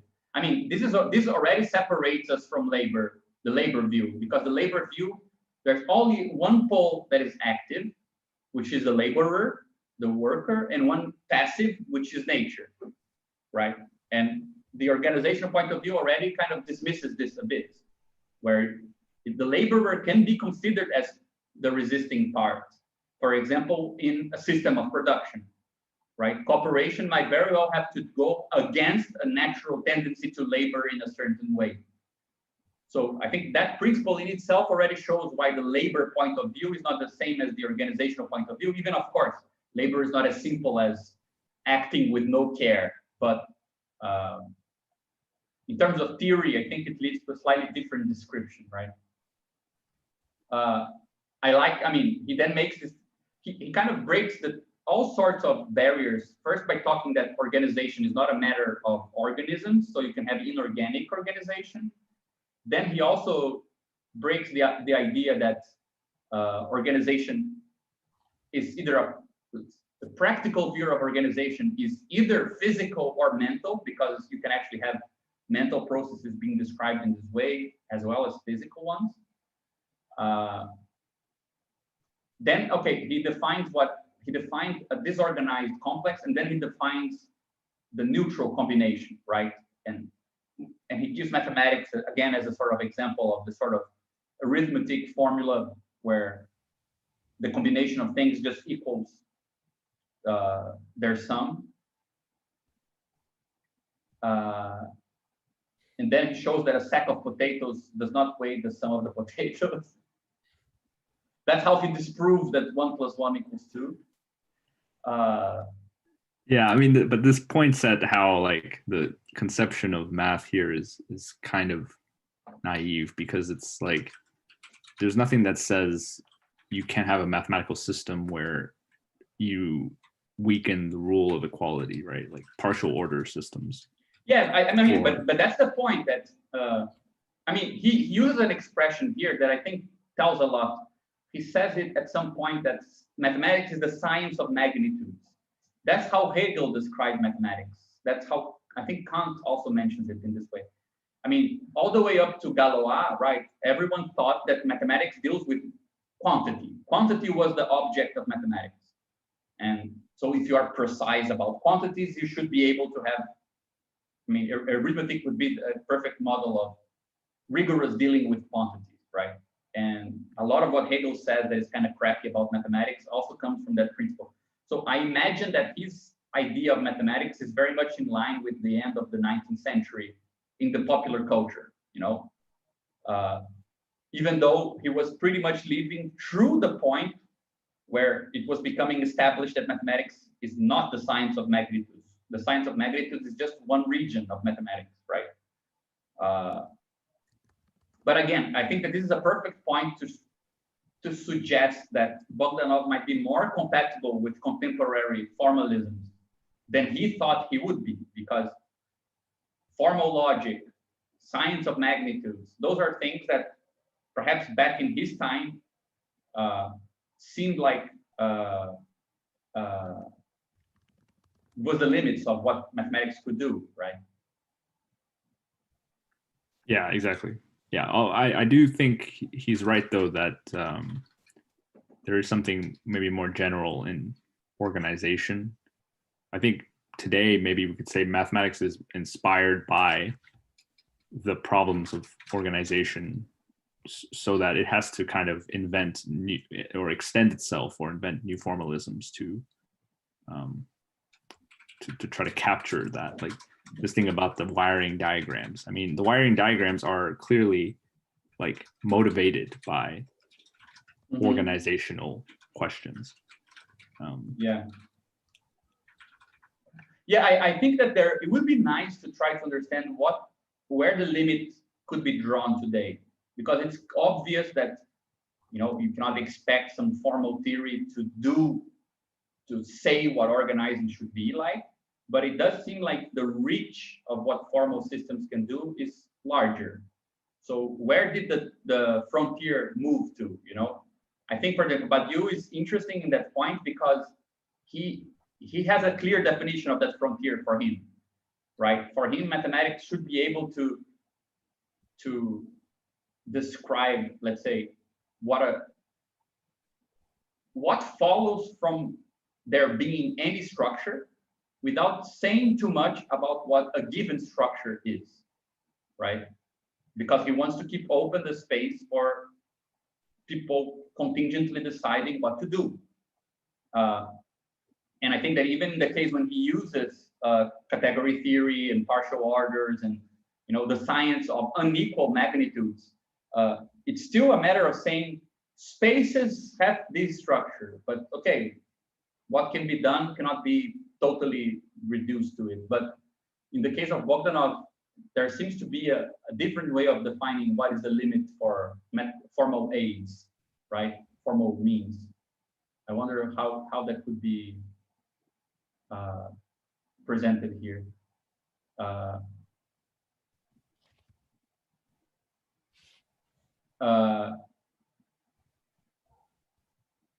And I think that this is also part of his general view, right? He ends this part, if I'm not mistaken, or he makes this argument here, right? That he's taking the practical point of view. For example, the military way of thinking is totally non-mathematical in the sense of non-arithmetic, right? That you're totally all the time trying to combine the actions of people in ways that the sum is greater than the parts. But I wonder if, how much he's giving to, how much it is a false solution also to say formalisms are all about perfect equivalence, but in practice, things are not like that. Because it's not really that, it's almost like the distinction is something like science is about perfect precision and reality is about entropy and loss of energy. But though that does capture some distinction, right? In practice, everything is messy, and in theory, everything is perfect. When you want a theory of messiness, right, of the stuff people need to deal with in messy reality, which I think is a bit also what we're trying to do, the distinction between theory and practice cannot be exactly like that, right? The thing that is missing in theory is not really that it is too precise, or because you can have very vague theories as well that leave a lot of space, already account for the fact that things are messy. So perhaps the distinction would look a bit different. I don't know.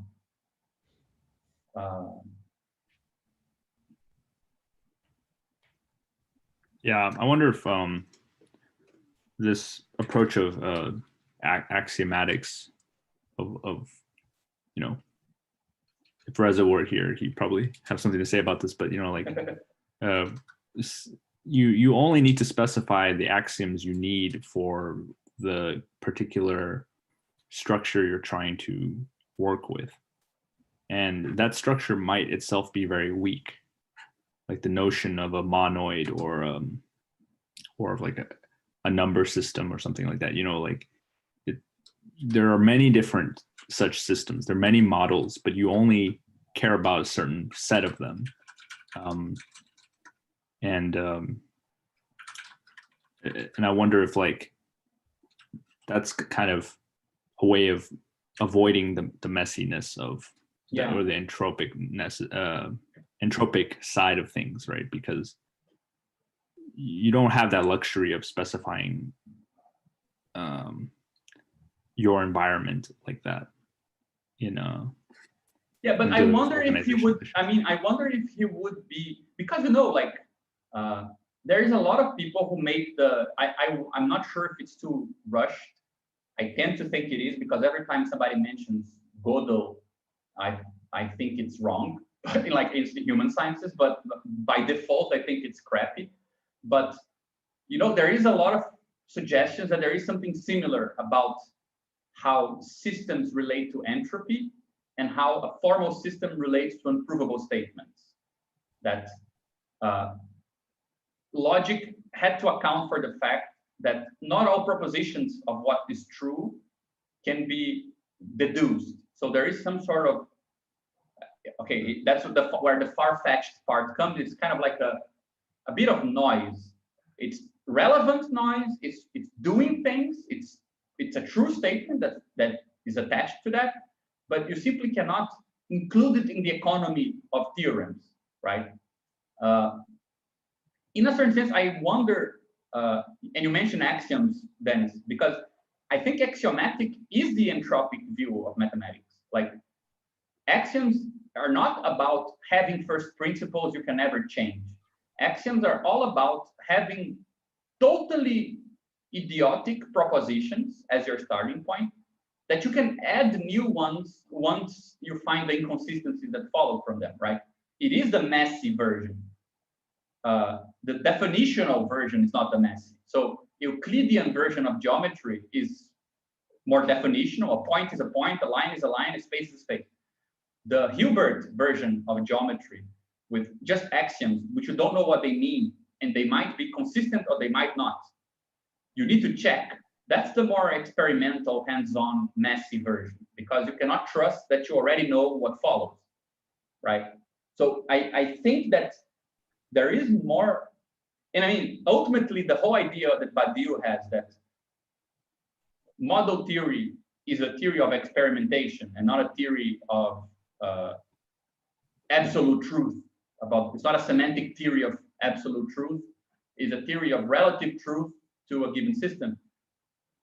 It has to do with that result by Gödel, right? It has to do with the fact that there might be true stuff that you cannot express with what you got, with what you began with, right? So the dynamic view of systems, due to their messy nature, that you need to redo things, you need to add new stuff, that there is some energy cost to keeping stable, right?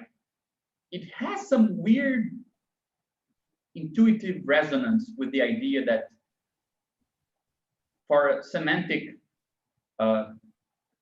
material to actually serve for a system, for a certain formal system, they need to be slightly disjunct, and there is some gap between the two, right? That you need to experimentally verify things hold. Yeah, now that you mention it, that's actually very relevant to everything. Like, Badiou's theory of points is like taking the system of axioms and projecting it onto like the messy world, right? Yeah. It's kind of like, because the whole deciding, does this belong or not to some procedure or whatever, some investigation, then you are taking like the fuzzy nature of reality and splitting it in two and saying, like, we only care about this set of phenomena now.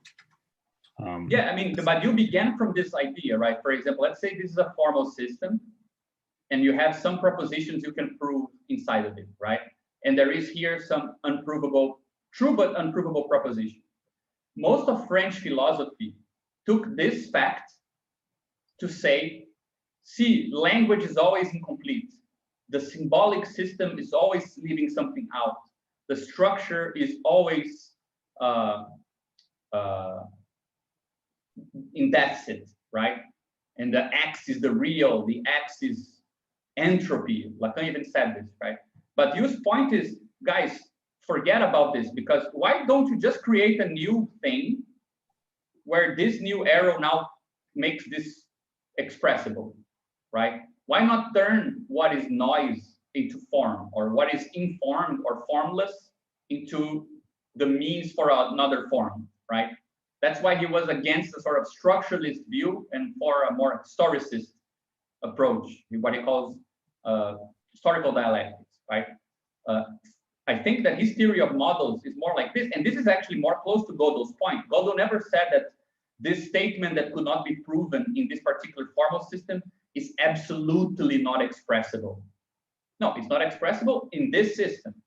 If you come up with a different system that has more axioms, for example, you might expand it, and now this is provable. Okay, there might be something now that is not provable, but it's not because this is absolutely unprovable. It's just relatively unprovable with regards to the first system, right? Yeah, it's exactly it's the resistance Yes. to that, right? Yeah. There's activity, the activity of theorem proving, and the resistance of unprovable statements. But that's a productive, that there's a productive relationship there, not a absolute like mystical thing. Yeah, exactly. So I mean, this idea is kept in his political theory. So he would say, let's say you have a world, and what counts as a part of this world has some form. But there are some things about this form here, for example, the labor power, which are not provable in the capitalist society. Say the fact that you have a life, that you have some desires that are not necessarily commodified. These things have no means of being expressed. And his point is not that therefore there is a real that is resisting capitalism. It's kind of the similar point. Resistance is just an action that hasn't had a form yet, that wasn't seen from its own perspective. So if you take that underlying matter, right, that part of the labor power which does not count, and if you take it as your perspective, now you can form a different sort of part, and therefore this becomes a different sort of world. Of course, he gives a lot of conditions for this. This needs to be connected to society, blah, blah, blah.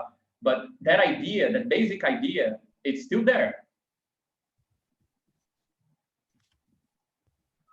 So I don't know, I see a lot of similar, like one of the effects of, I think, of Bogdanov, especially when you read him through this formal stuff, is that he seems like the guy who has the theory of action that goes with the theory of politics that we were studying logics of worlds, you know? Action is relative. It can be treated as resistance, meaning it can be form giving or form taking, right? And you can call something a resistance if you take some standpoint. But if you manage to take the standpoint of the thing resisting, it can itself be treated as an organization, right? I mean, politically speaking, in general, it is a theory of organization where there is no political movement of resistance by itself. A political movement that is, you call a resistance, you're describing it from the outside, from the standpoint of the thing that is acting. But you could always ask the opposite question, which is, what are the actions? Right? What is the activity of the thing that from the outside looks like a resistance, right?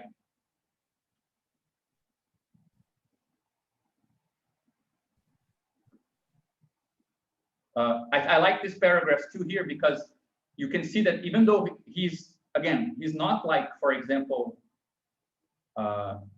in some of Lenin's texts, Imperial Criticism and so on, where he makes, for example, there was a big debate, right, that the place of bourgeois science and mathematics and things like this in Marxist worldview. And I like the way Bogdanov describes it here, because even though he distinguishes, he says science of magnitude deals with neutral complexes, tektology deals with all complexes. He also talks about this kinship, and his point is that mathematics gives us a concrete proof, right, a decisive and indisputable answer to the fact that there are laws that can be applied to cosmic worlds and biological cells, living people and etheric waves, scientific ideas and energy atoms. So it would be, let's say, the best example of the sort of universality he's talking about, right? And I like this also because you can see he's much more aggressive with not aggressive, but he's much more dismissive of philosophy than mathematics as a companion, right? The universality of mathematics is the universality of concrete laws. It's not the universality of describing the universe. It's describing one thing, like sums. 1 + 1 = 2. That's not a universal statement. That's a particular statement. But I even think there is a nice, very cheeky distinction where you could say mathematics makes particular statements that are universal. 1 + 1 = 2 is a statement about ones and twos. But it applies to cosmic worlds, biological cells, living people, and etheric waves. Whereas philosophy makes universal statements that are particular, right? Like everything is made of water.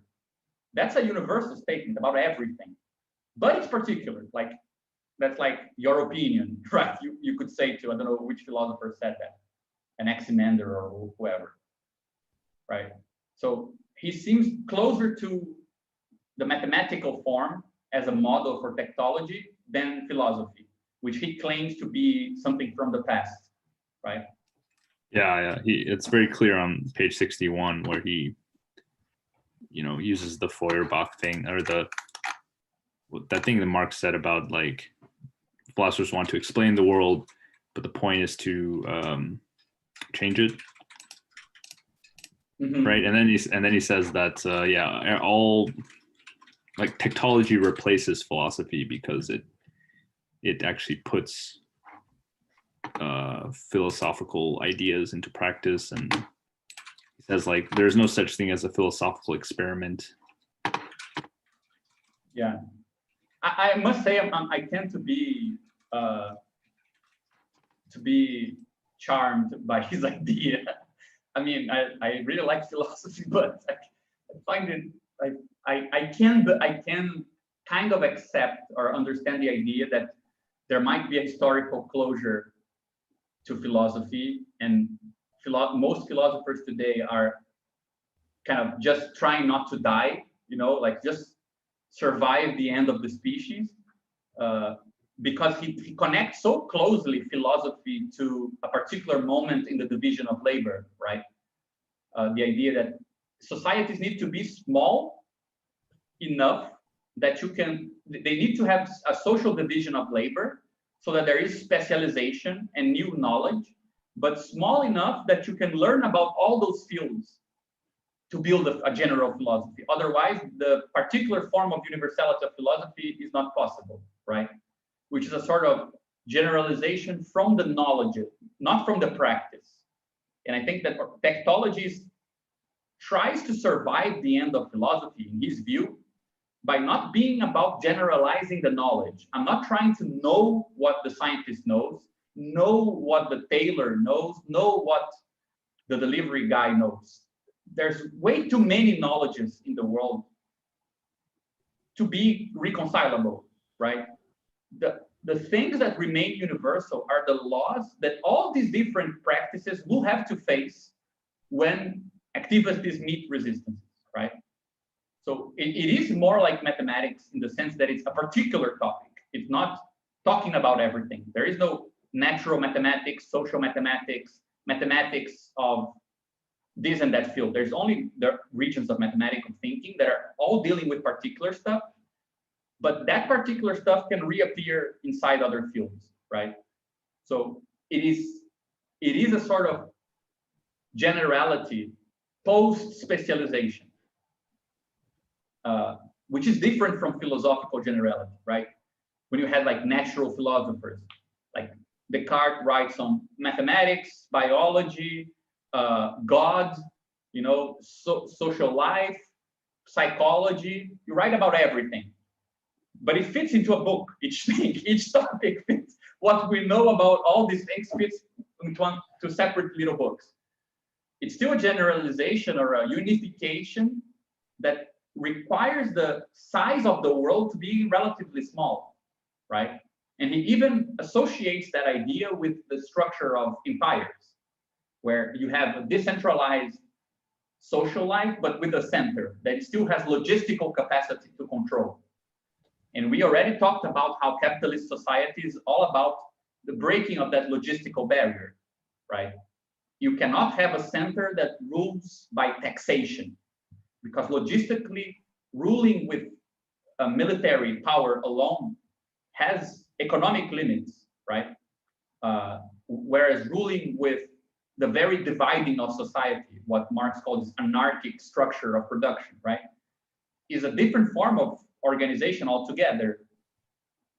And I have the impression that tektology is meant to be what still can be thought of as common knowledge or universal knowledge once that idea of unification is totally off the table. Like, it's impossible for a philosopher to know everything about literature, everything about science, all the different fields of science, not even people working on the field know enough about what's going on near their own fields to be able to compile that knowledge. So what other thing is there to serve as the means for universality, right? What could we call universal in that situation? And I think that's why he thinks that the organizational point of view is also the one that is left with the access to something universal, right?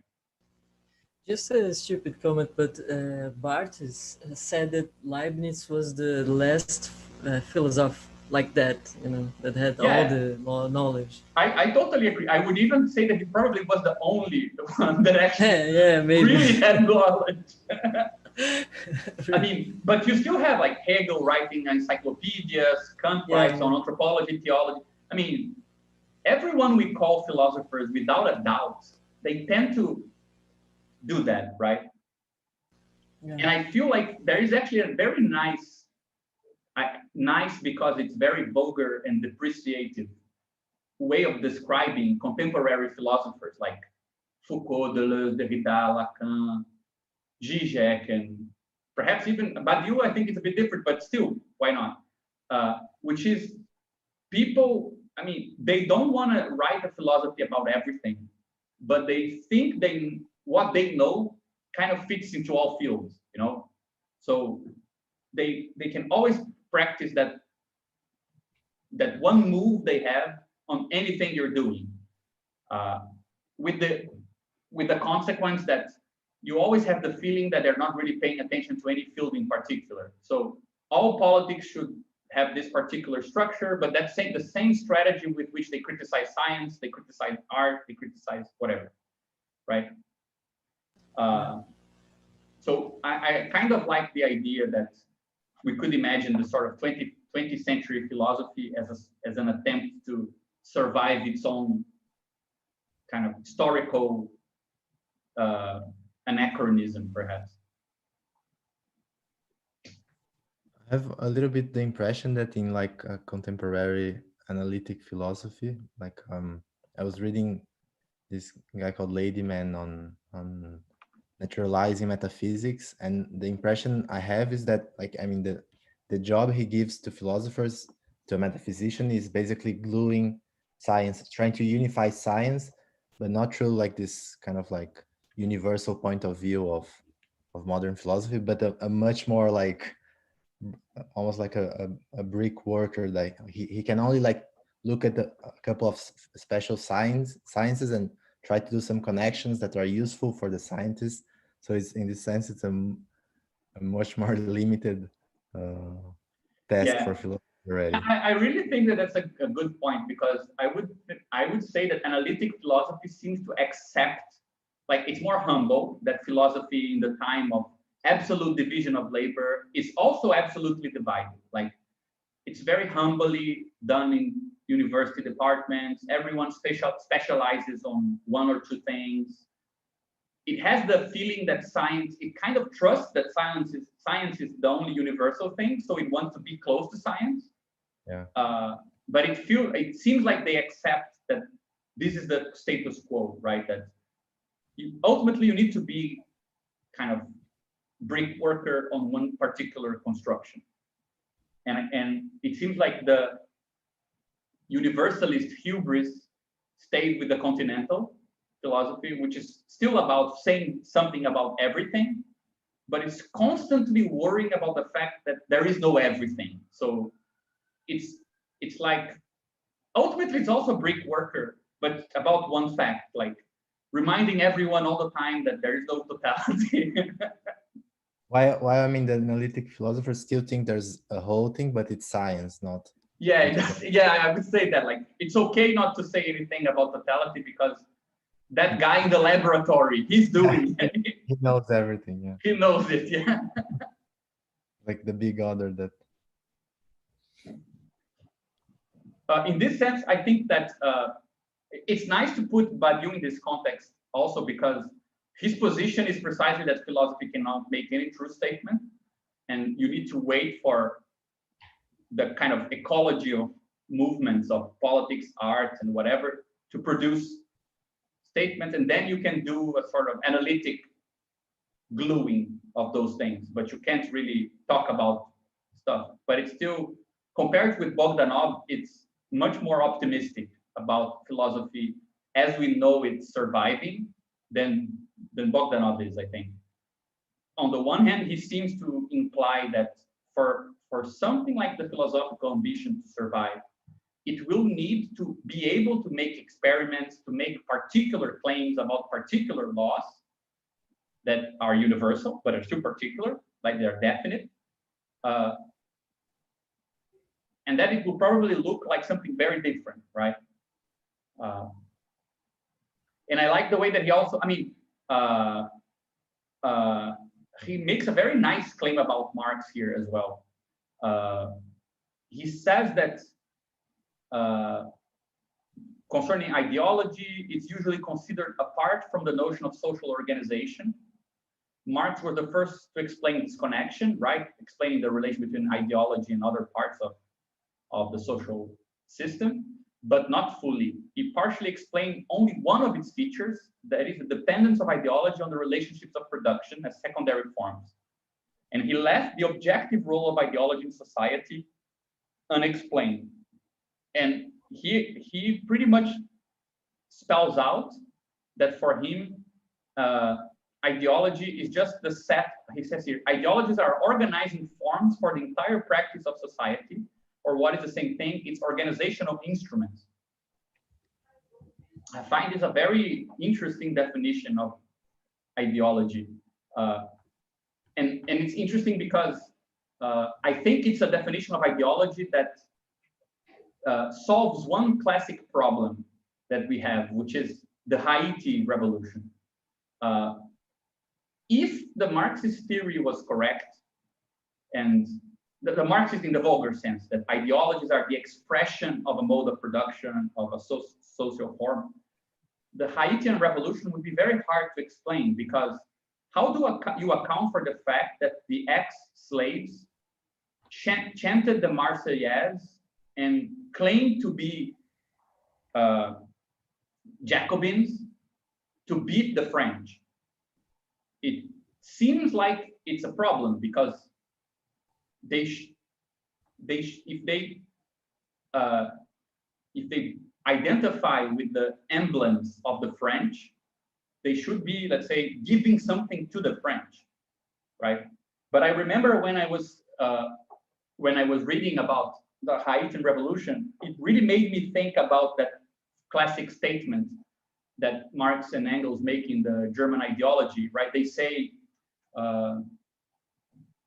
the dominant ideas are the ideas of the dominant class, right? That's a famous statement. And the classic interpretation is to say that the ideas that are dominating, that are ruling, that are out there, they are representing the dominant class. But after the Haiti revolution, I started thinking that we could understand this sentence as meaning something else. Like the ruling ideas, meaning the ideas with capacity to rule, the ideas which have power, belong to the dominating class, not represent. Like it's not a matter if it's their interest or not. It's simply that those are the ideas that have most social effectivity. So you would have a different theory of ideology. You would have a theory of ideology, which is alienation, meaning I identify with the content that belongs to a different class, right? Which is our classic theory. And you have a theory of ideological abdication of ideas, which is the case in which you give to the other class the property of ideas that have the power to organize. So for example, you don't want to you don't want to mix yourself with mathematics, computer science, because they are inherently bourgeoisie. But because you're saying they're inherently bourgeoisie, you never touch the stuff that actually gets you to accumulate power. For example, I think one guy who touched on this idea a bit, and I think it has a very strong colonial connotation, is that Domenico Lo Zurdo guy, who a lot of people hate these days. But Domenico Losurdo realized something that I think is very nice with his concept of self-phobia, right? He points out that many anti-colonialist movements, when they lose a fight against a colonial power, they tend to hate their own past, like distance themselves from their mistakes or whatever they did. And he uses the same theory to talk about the left's relation with its with the really existing socialist past. And his claim is that, of course, he hates like contemporary philosophers and he's probably a bit too harsh, but his point is that most of the theories that teach us today that we should not desire power because power is alienating, they come from the first world and they're aimed at the third world, and they pretty much tell you not to want the things that the first world already has. So in that situation, so don't try to organize because everyone who organizes are fascists. Don't try to have power because power corrupts absolutely. Don't try to do anything that requires uniformity because uniformity leads to alienation. Don't try to get mixed up with science and mathematics and computer science or whatever, or economics as well, because those are bourgeois sciences that will manipulating into naturalizing whatever. But if you make the list of all the things you're supposed to abdicate, they're pretty much the list of things you need to actually do anything that has some effect, you know? So in that sense, you could explain this with this alternative ideology theory, where not only do you have ideological phenomena where you identify with ideas that represent the ruling class. For example, you're a precarious worker, but you think of yourself as an entrepreneur or whatever, even though it's totally different from your reality. You're seeing less of your reality because of that, right? But you also have phenomena where the ideology works by suggesting that some ideas have an owner that is not you. In that case, it's not that you identify, but that you are forbidden to identify. You simply equate it with the ruling class. So the ruling class gains power over the organizational instruments, right? I think the Haiti revolution is a good example of what happens when you shift that you intervene on that second theory, because the basic claim of a guy like Toussaint Louverture and those guys are, those ideas don't belong to anyone. Like, it doesn't matter who pronounced that fraternity, equality, or whatever is real. From a different perspective, the French are the ones who don't really follow this. Nothing prevents us from organizing by using it, right? And if you read like C.L. James' book, you can see that in actual real world context of organizing ex-slaves, free men, organizing some of the white people in San Domingos and so on, being able to use the idea of fraternity, equality, or whatever, actually help them to solve problems.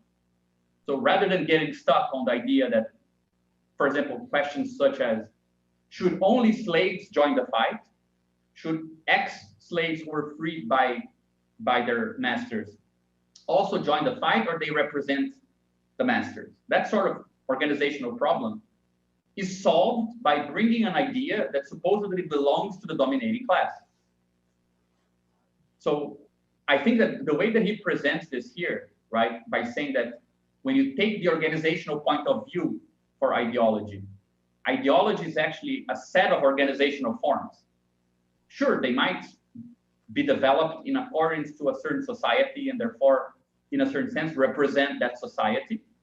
But it's also a set of instruments on how to do things, right? That you might have more or less access to.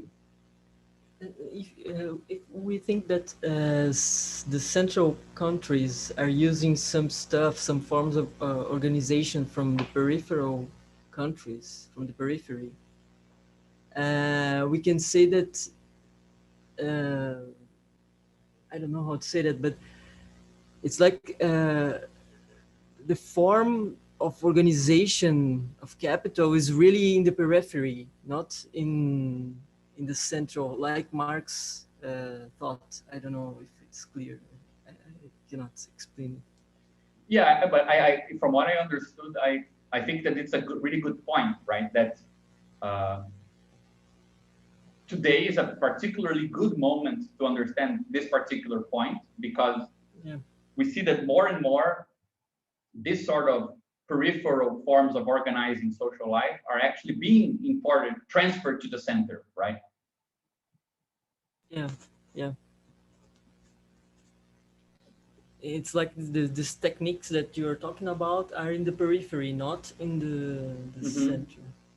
That's just no, but I think that's a crucial point. Like, also, I mean, just to not to lose the point, I love the fact that you can see that he was reading the marginal utility guide, right?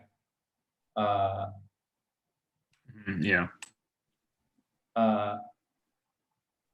And he calls their theory anti-organizational. Yeah, this is way of saying they're crappy ideas, right? It's like anti-organizational is the worst thing he could be. Yeah, but I think it's a good point.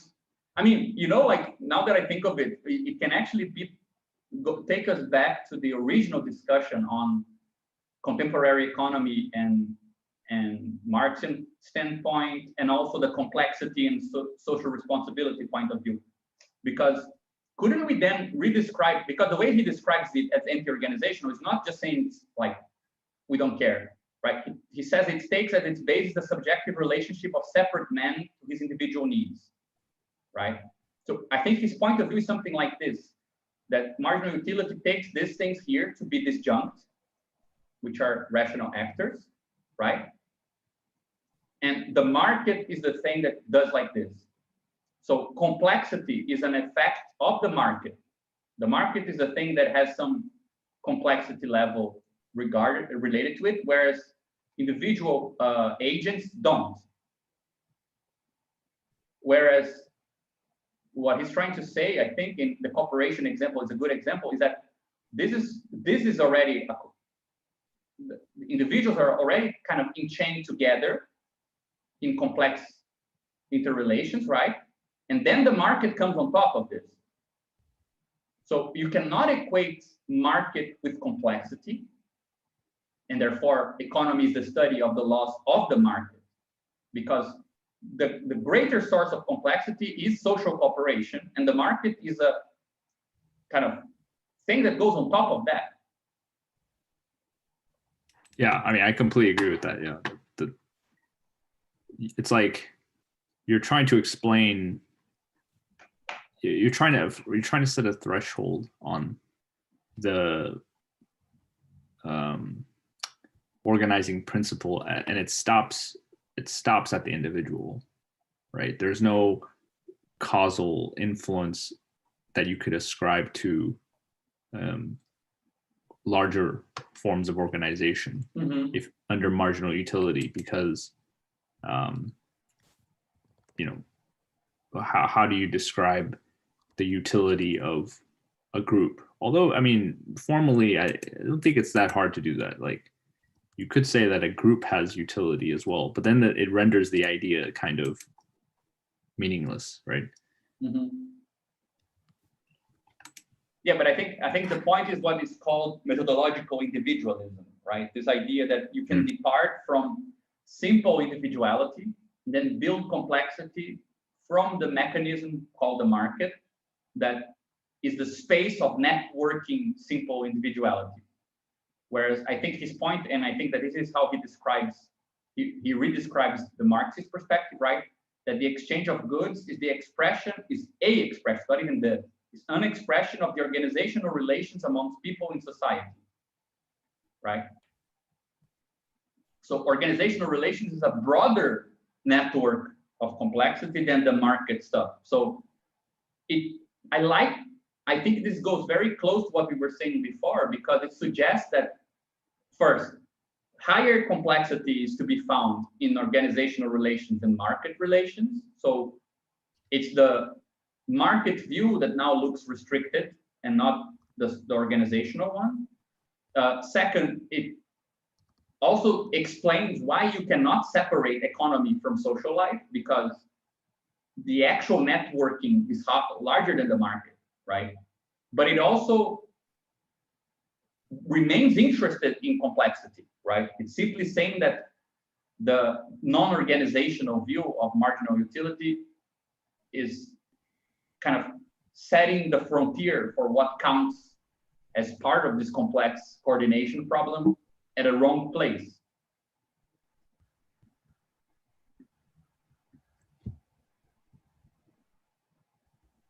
Yeah, he says here in the next paragraph that it's like there are objective conditions, right? I mean, a subjective valuation doesn't change the price of the goods.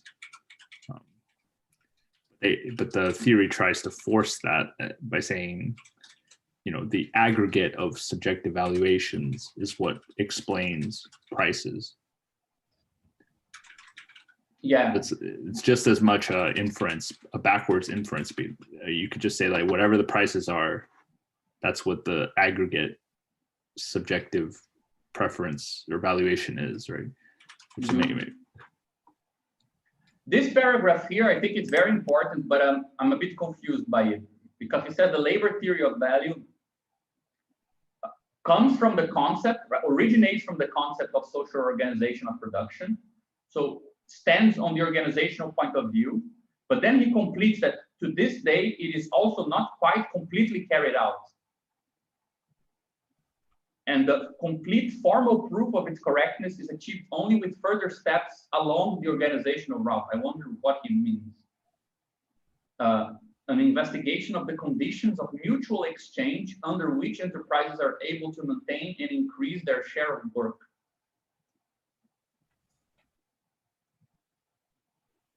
I don't know what conditions of mutual exchange for enterprises, for companies.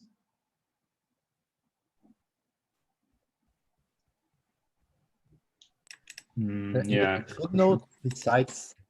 Yeah. Let's see what an article. Besides an article where he carried out what he's saying.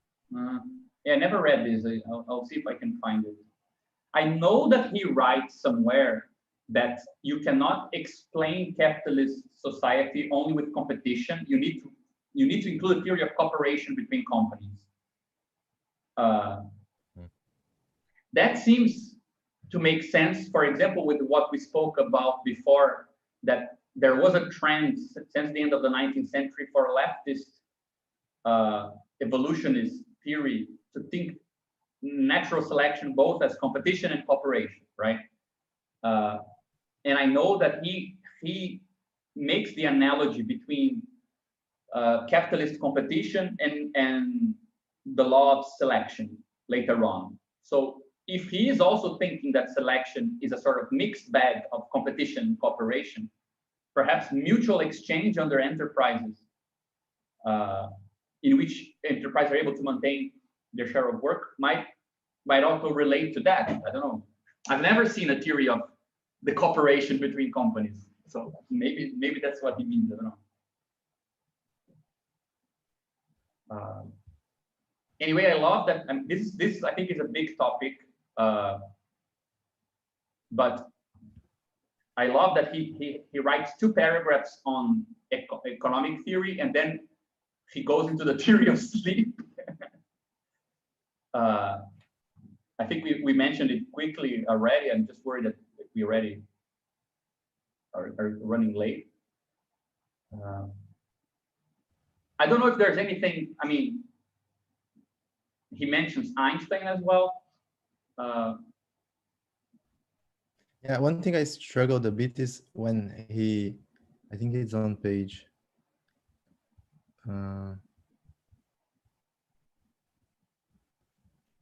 55.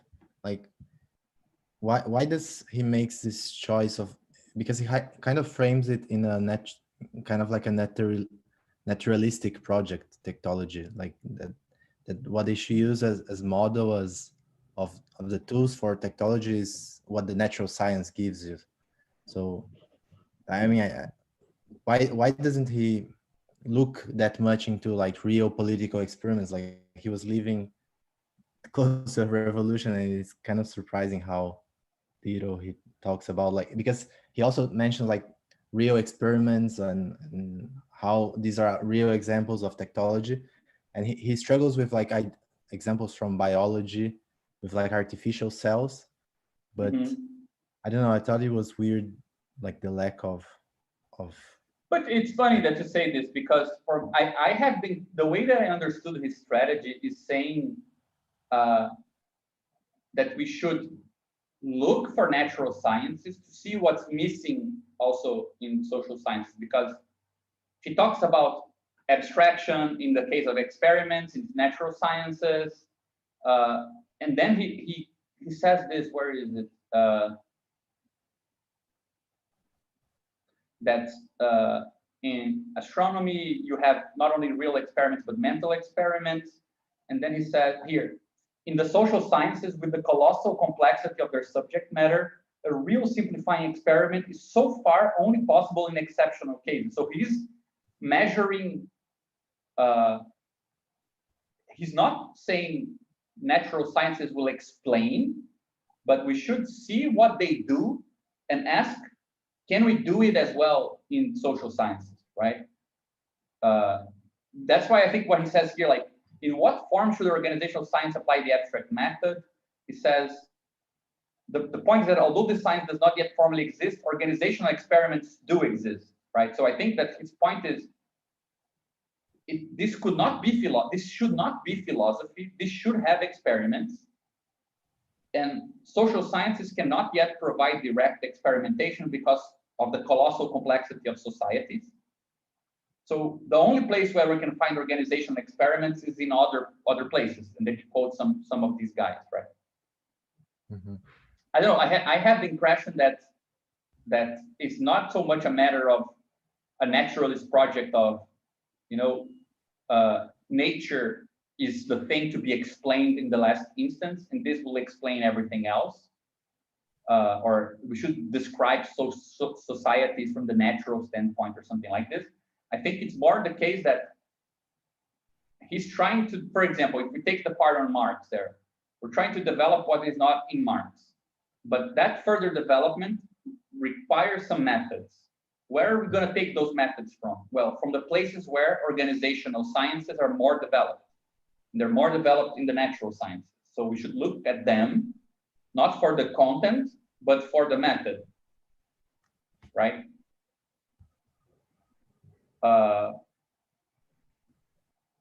Because I had in mind like what the also like what kind of relation to like Lenin's like use of like dialectics for political theory and for like organization, and like what kind of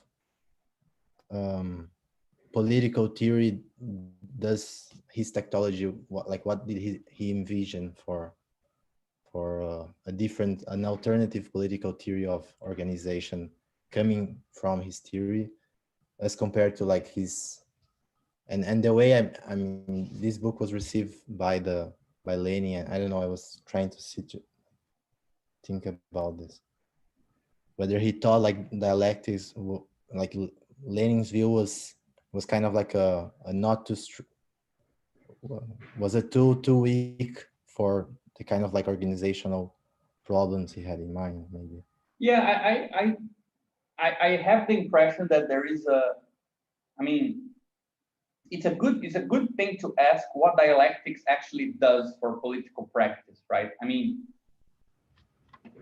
I have the impression that if you remove all this scholastic, and I mean, I'm saying this as a card-carrying Hegelian, so it's not like I have a prejudice against it, but I think if you remove all the language of philosophy and what it actually does, it goes back to something we said today as well, is that when faced with a certain situation, it's giving you the means to affirm that some paths are rational, right? So for example, the question, should we remain inside or outside of capitalism in a pre-dialectical political theory? So let's say before Marx, in a certain sense, this had to have a spatial answer of the sort, either you're inside or you're outside.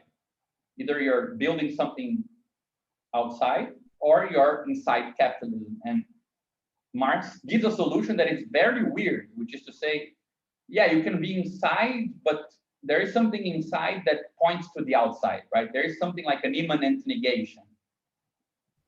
That is not really like for politics, politics in the real world. That's not gonna tell you what to do. It's just gonna tell you that some ideas don't need to be dismissed, right? Perhaps important Taylorism into agrarian Russia, which sounds totally absurd. Like, imagine for I don't know, for Robert Owen or whatever, the idea that you're gonna make more strict capitalist means to go outside of capitalism, it's like an inconsistent idea, probably, right? So I have the impression that,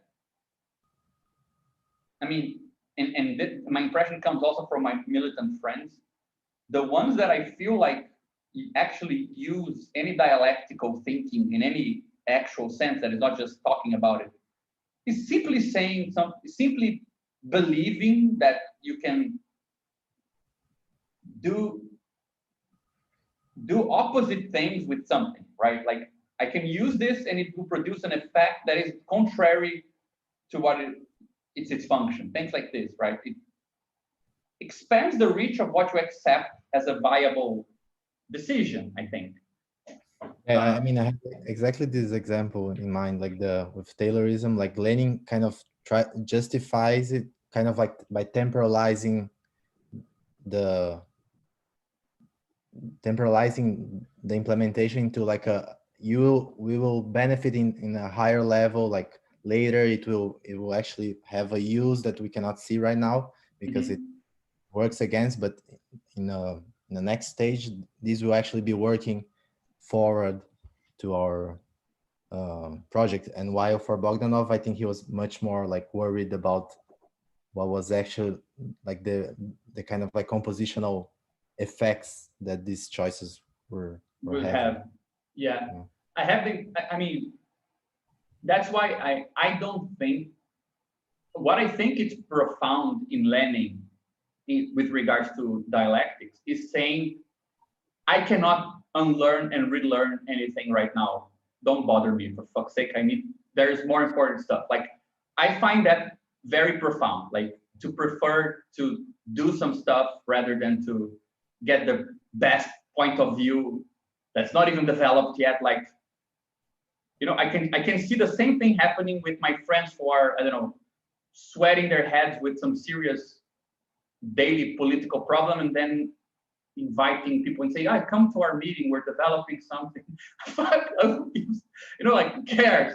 I mean, it's kind of the right idea at the wrong time, perhaps. I think Bogdanov sometimes sounds naive, I think, for Lenin, probably because it has that sort of feel that if we only develop this right thing, let's just wait and develop it. It sounds too intellectual, perhaps, and too out of touch with an emergent moment, you know, like a very urgent moment. But I don't see why dialectics, I don't see why any philosophy, honestly, like, as philosophy has a fundamental place in politics. Like, I think the political appropriation of philosophy, honestly, is just a matter of lowering the anguish of a militant so that he is okay with making an undecidable choice. Like, why are you betting on urban workers in a mostly peasant society?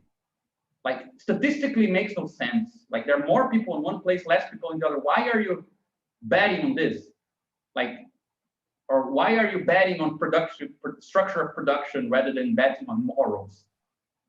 It seems like you're betting on the negative thing rather than waging on the positive, right? Rather than doing work based on ethics, morals, and so on, you're even going further into the problem.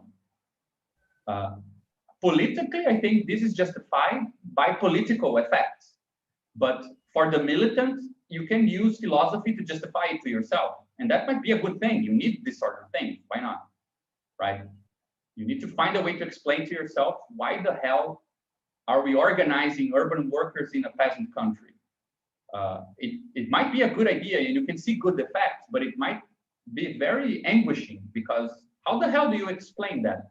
You need to trust that it is a viable, that's a rational decision, right? I think dialectics broaden the space of what we consider rational strategies. So that's like my first impression. And I don't think that's what Bogdanov wants, because he doesn't want the theory of, he has no moral theory, right? There's no theory of what needs to be the action, right? I even think that this is here a bit of, this paragraph here touches on this a bit, right? Practical philosophy has in mind general moral leadership in the behavior of people. For tektology, morals are only an object of investigation as one organizing form amongst others. Tektology considers the moral relationships amongst people from the same point of view as the relationships of cells in an organism.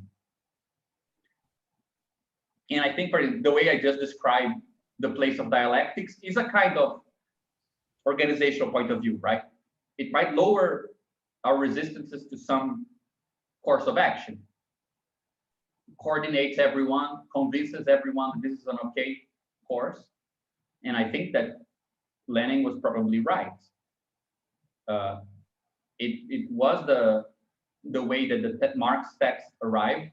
It was based on that. Plekhanov was a very dialectical guy. There's a lot of interesting stuff in Hegel, and Lenin actually preferred to further think through Hegelian themes than to think about something else, right? But I think what Bogdanov is proposing is not even anti-dialectical, because I think that you can definitely find very similar stuff inside. It's simply not philosophical, so it's not a philosophy.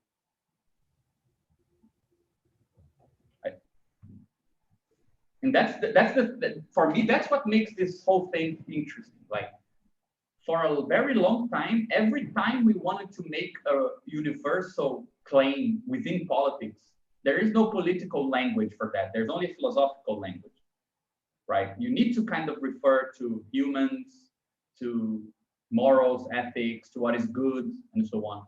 It's hard to make a universal political claim in a political language, because political language tends to talk about, immediate demands.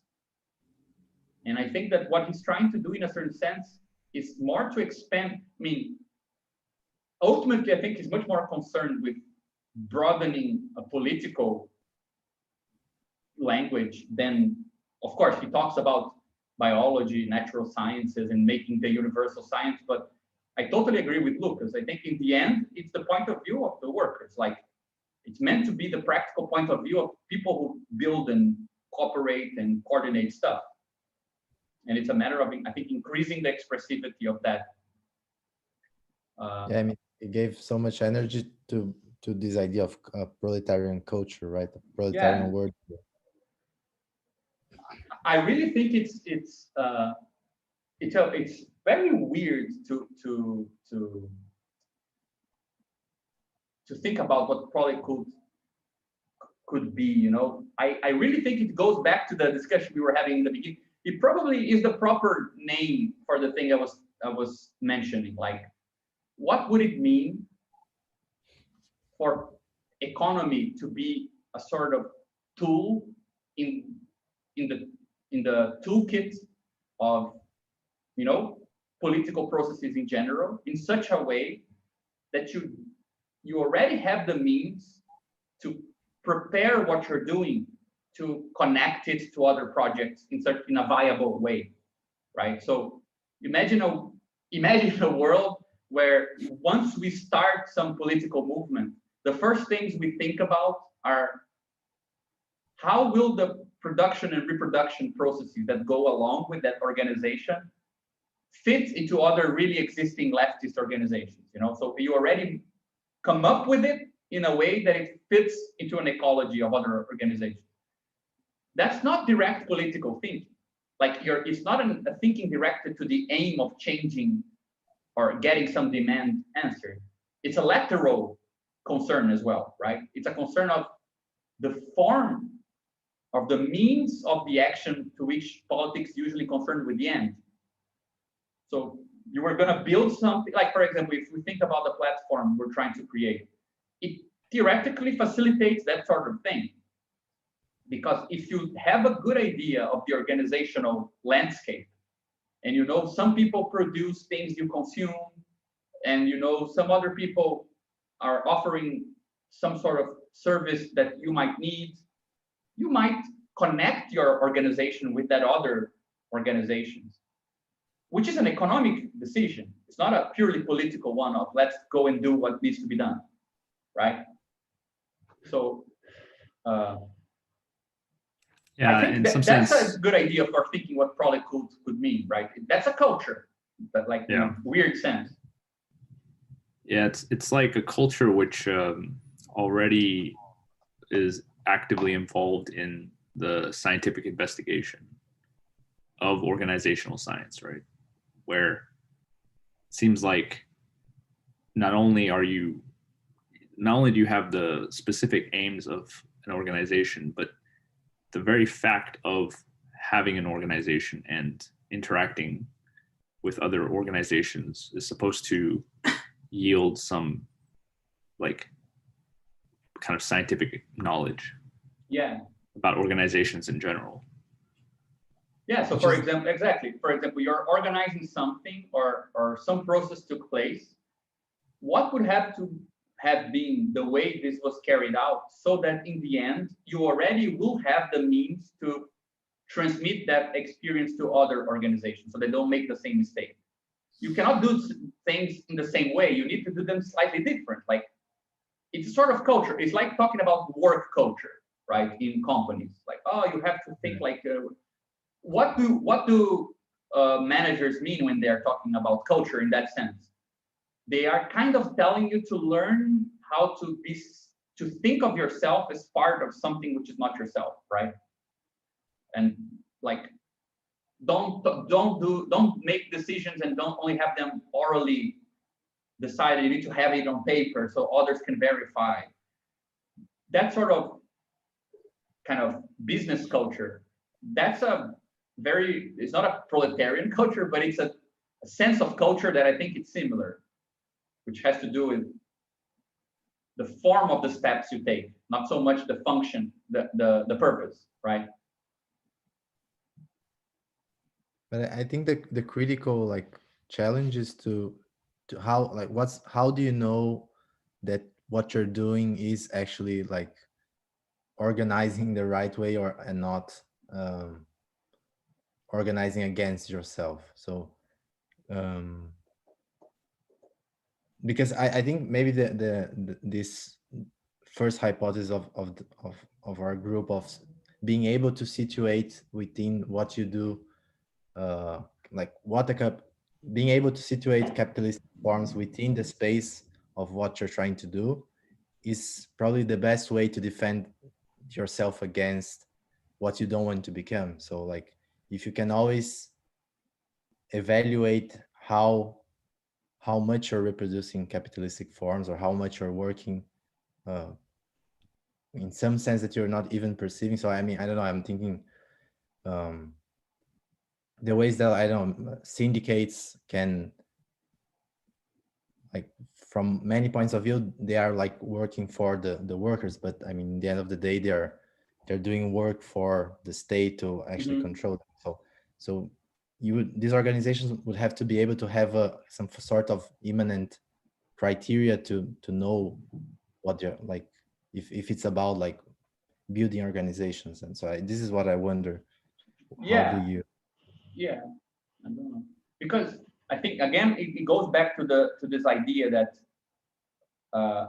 the sort of questions that this sort of approach might answer might not be the way we're used to formulating them. Because, for example, I'm quite accustomed, and I tend to agree that for some time now, trade unions usually are not that subversive. They tend to be much more kind of controlling of a revolt than kind of stimulating it.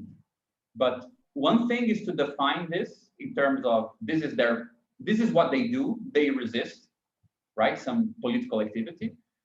A different thing is to understand what is about the trade union structure that makes it so, right? And in which cases this will be the result.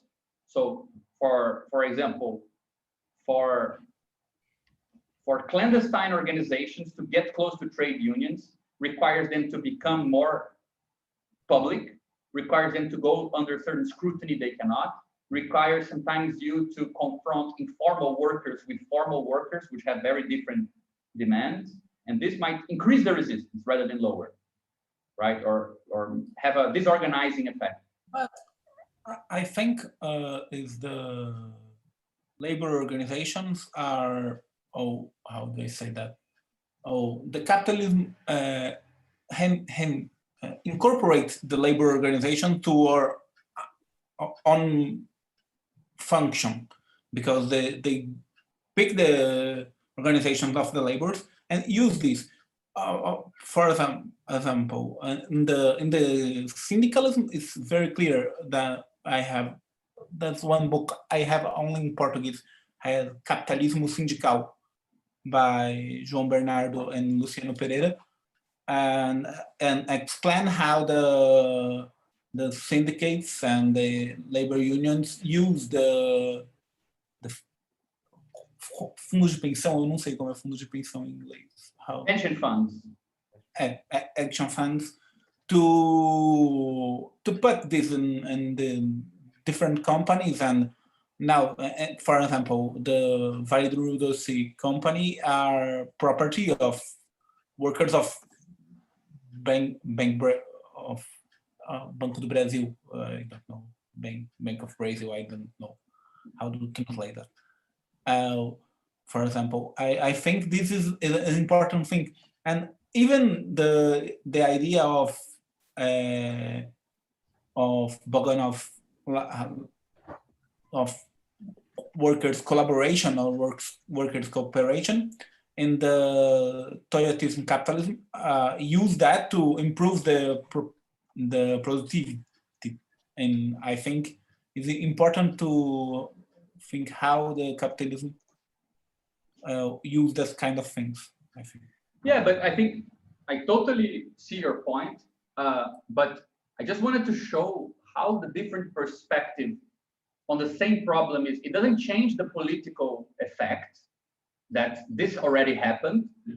We know this already happened, that the trade unions are easily part of capitalist society. They facilitate the juridical appropriation of work itself and a lot of things.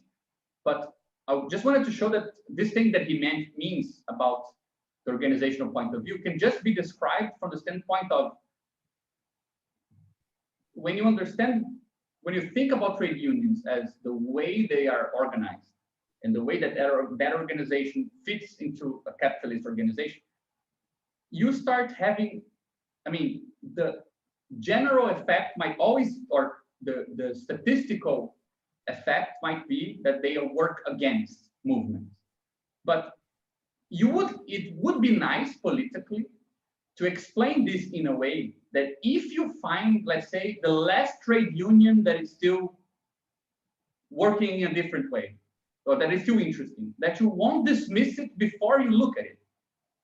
Because you don't want, political theory or political knowledge is good when it keeps us from making mistakes again, but it can become bad when it prevents us from trying things that might work as well. So I think what Bogdanov does that is nice when he talks about the sort of organizational experiment, that organization substitutes epistemology, right? It ties knowledge to organization, is that we might see a situation, for example, some NGO, ONG, that is totally apolitical and has absolutely nothing to do today to help anyone. Is it, in their case, totally necessarily useless to come closer to some trade union, to the Sindicato dos Professores, or to some whatever union. Perhaps it's good. I mean, it would be good to have tools to evaluate that case by case so that we can make better decisions.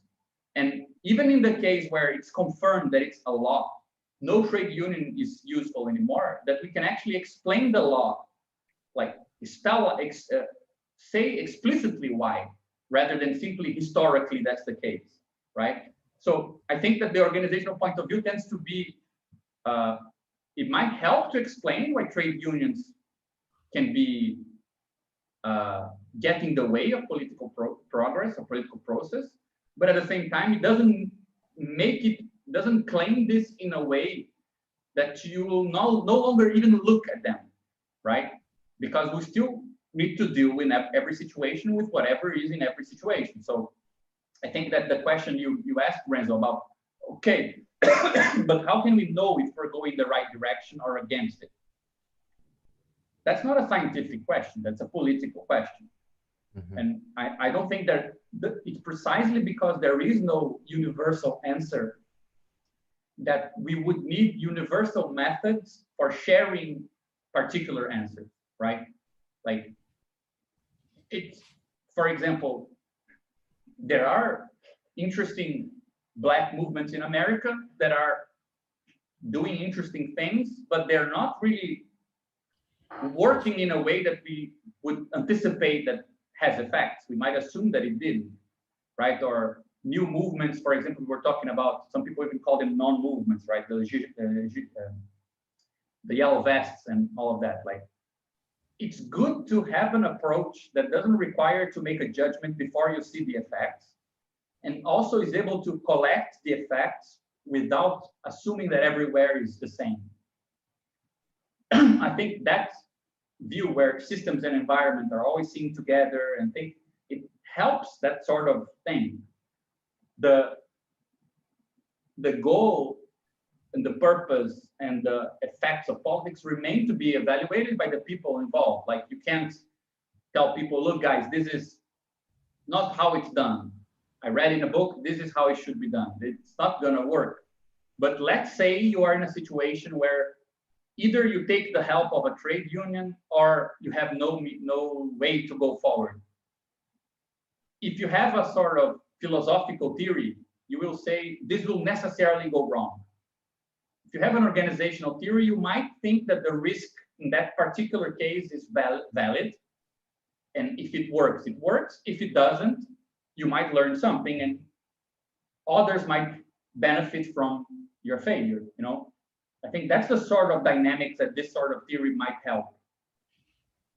And I think it always goes back to this thing we were talking in the beginning, where economy, philosophy, and other fields seem to become tools in a toolkit, where you're never really worried about saying global things.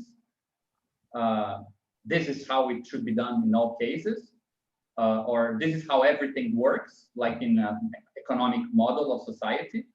But you need enough tools so that whatever situation you're in, you have a good view of how to connect with other things, how to build into something larger than your own scale, and how to connect with that, right? Things like this. I think even more challenging than how to deal with failure is maybe how to deal with success as well, because an organization that becomes really successful in the sense that it grows really big or becomes very influential, it's like it can quickly become unrecognizable, right? Like, you have all this questions of alienation and kind of like the more decentralized it is, the more difficult it can be to feel like the organization was the same as it used to be.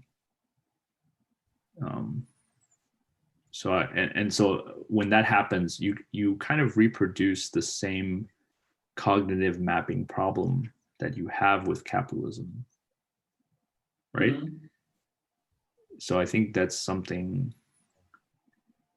like, I'm not sure how Tektology, if that's even a problem for Tektology. I mean, yeah, from the organizational point of view, it's an experiment. It's just a bigger experiment now. But I wonder, like, how we can deal with, because at some point,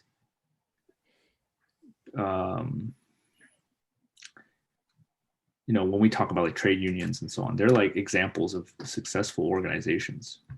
And because they're successful, they've become integrated into capitalism. Right? Like success here is kind of like expediency in the beginning of the chapter. There's certain expedient characteristics of trade unions, that they negotiate a certain like truce between workers and capital, but in such a way that now it appears very like anti-revolutionary. It's very like, you know, stagnant in some sense as well, but it is an example of a very large organization. So I guess I'm wondering, like, how do we distinguish that? Like, is there other metrics for success of an organization that I think this is the whole point. Yeah, I think this is this is the whole point for me. Like, why this perspective might lead to think about things in a different way. Because, for example, I've seen this a couple of times in projects that try to endure. When you have a sort of burst of either something more insurgent or something that is kind of like a party politics or whatever, that has some direct aim of an action. The problem of what you call the problem of success is, I think, it's the problem of duration in a certain sense. And the problem of duration is that when you endure for very long, you no longer can define yourself by initial purposes. So at some point, you become at odds with your initial purpose. Either you will come up with an impossible purpose that is very far away. So revolutionary parties define themselves because they want communism, not because they want to increase wages. You can fail at increasing wages and you can succeed. If you fail, you're not a good organization, but if you succeed, you no longer have a purpose. So we tend to have non-pragmatic, global, systemic point of views because I think it's something that remains untouched no matter what happens. But if you have more pragmatic goals, they can be multiple, they can be one, or whatever. At some point, there will be the question of, can you survive your own goals? Can you come up with different goals? Can you accept that you weren't meant to do what you thought you were meant to do? Like, you start demanding something, but for example, I remember that one of the texts on the yellow vests that Renzo sent us, talking about, for example, the sort of open air kitchens or kind of places where people in roundabouts, they met and they do like stuff together there. I mean, if you define what that movement is based on the demand, the moment that those demands are not heard, or not being spoken, you might suppose that it's no longer the same movement, right? So it's interesting to have an approach to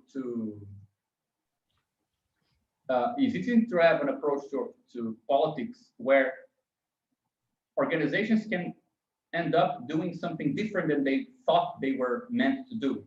And that doesn't mean that they are no longer there or that they fail, right? I find that it's very hard. For example, I thought that this was a problem for strictly organized institutions like party politics or big politics like Soviet Union, because we're used to describing them as having this problem. The Soviets tried to do something in the middle of the way, they betrayed it and they did something else. They started with the goal of human emancipation, they ended with the gulags. Either they were hypocritical, or human emancipation is impossible, or somebody betrayed and took the movement somewhere else. Or, for example, with party politics. The Workers' Party in Brazil was meant to do something X. In the middle of the way, they did something Y. Either they were hypocritical from the beginning, or their project is impossible, or somebody made a conciliatory move and changed the whole party by themselves. The Lula as Stalin thesis, right? But today we see that this is exactly how we explained what happened in June in Brazil in 2013. Like the common sense explanation is, it was meant to do something good, but then it helped the new wave of the right. It's either because June was utopian, it's either because it was already hypocritical, and it was like resented autonomous left, or because the right manipulated the process, right? In none of these situations, we're able to describe how complexity emerges from leftist organizations, in the sense that it might end up doing something that wasn't meant to do. It might do something else. And I have the impression that, for example, a good part of the left in Brazil, when they saw that the protests in the streets were much more heterogeneous than they expected, much more polyphonous than they expected, they simply let go and said, okay, people who wear the t-shirts of the Brazilian team, they're already on the right. They cannot, nothing can happen there, and they just let go. So you can see that it's not really an institutional problem, it's an organizational problem. It's not that when you institutionalize, you betray good purposes. You can find the same theory of betrayal happening in autonomous organizations as well. It's all Lucas' fault, exactly. You're the Stalin of 2013. But it's hard to rearrange projects or to remain socially responsible, right? Socially implicated in a process that goes somewhere else than its purpose was meant to be. And I think that's the sort of thing that this sort of theory allows to recast. And we have 100 years of saying something similar. Leftist projects which become too complex, we can no longer be socially responsible for them, right? So there is something very different, I think, in approaching all of this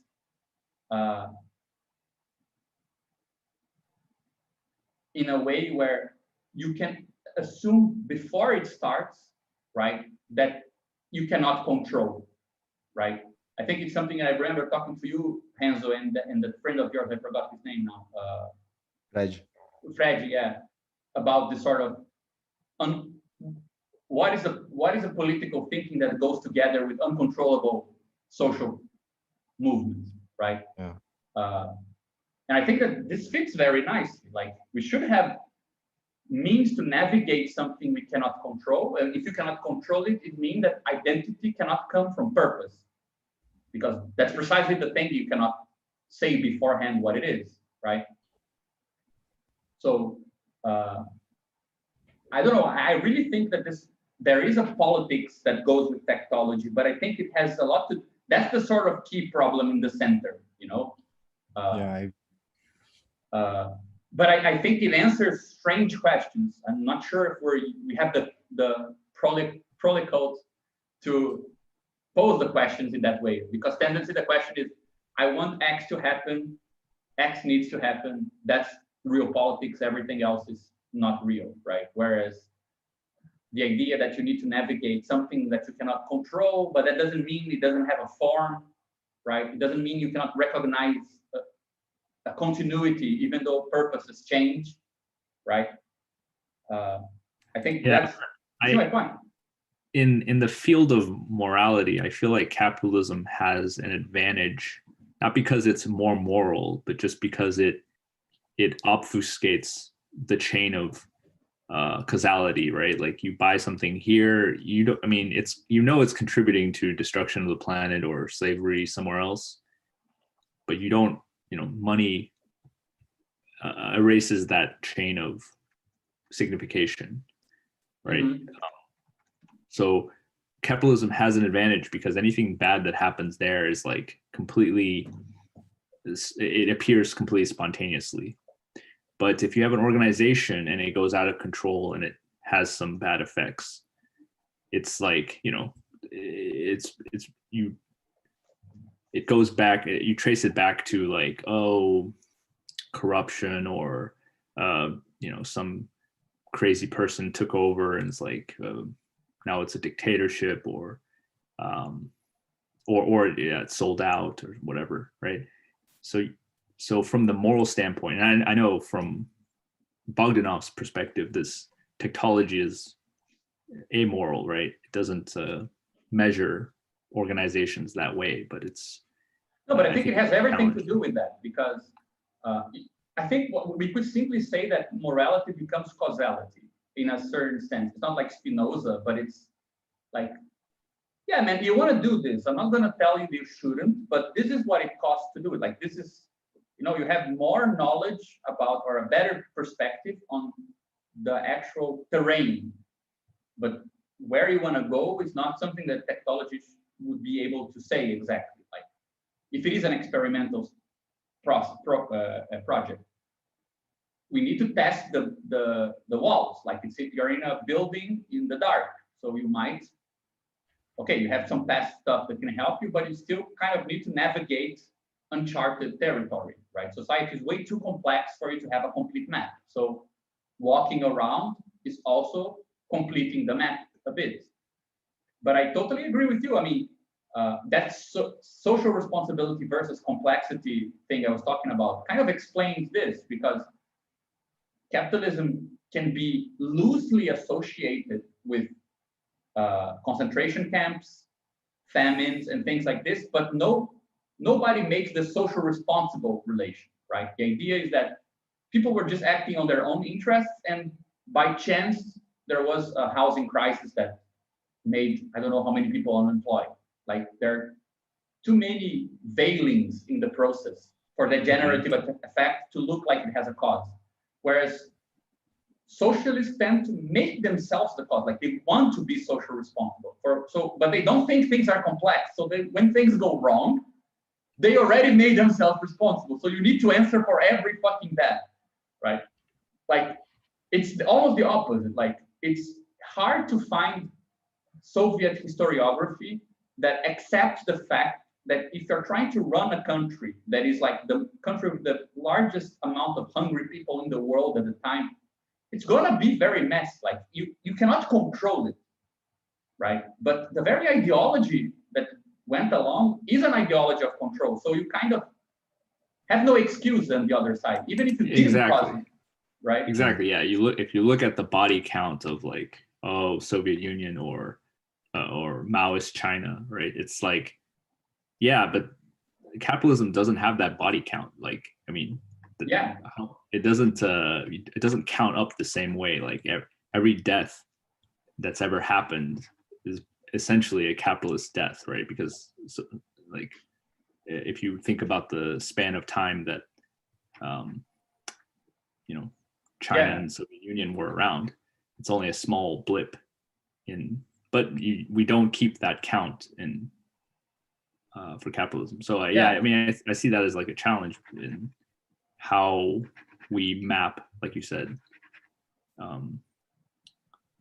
map this causality. You know? Yeah, because for example, I don't see how it's possible for us to be interested in organizing disparate social strata, people with different backgrounds, different forms of life, and not expect, I mean, weird, violent stuff to happen. Of course it's gonna happen. Of course some crazy stuff is gonna happen. But we cannot also be surprised. Like, it's neither a matter of, you know, I wanted this to happen because you're concerned with another purpose, but it's also not a matter of saying, oh my God, it's impossible to foresee. So when you're talking about the fact that complexity involves some stuff appearing that you couldn't control, right?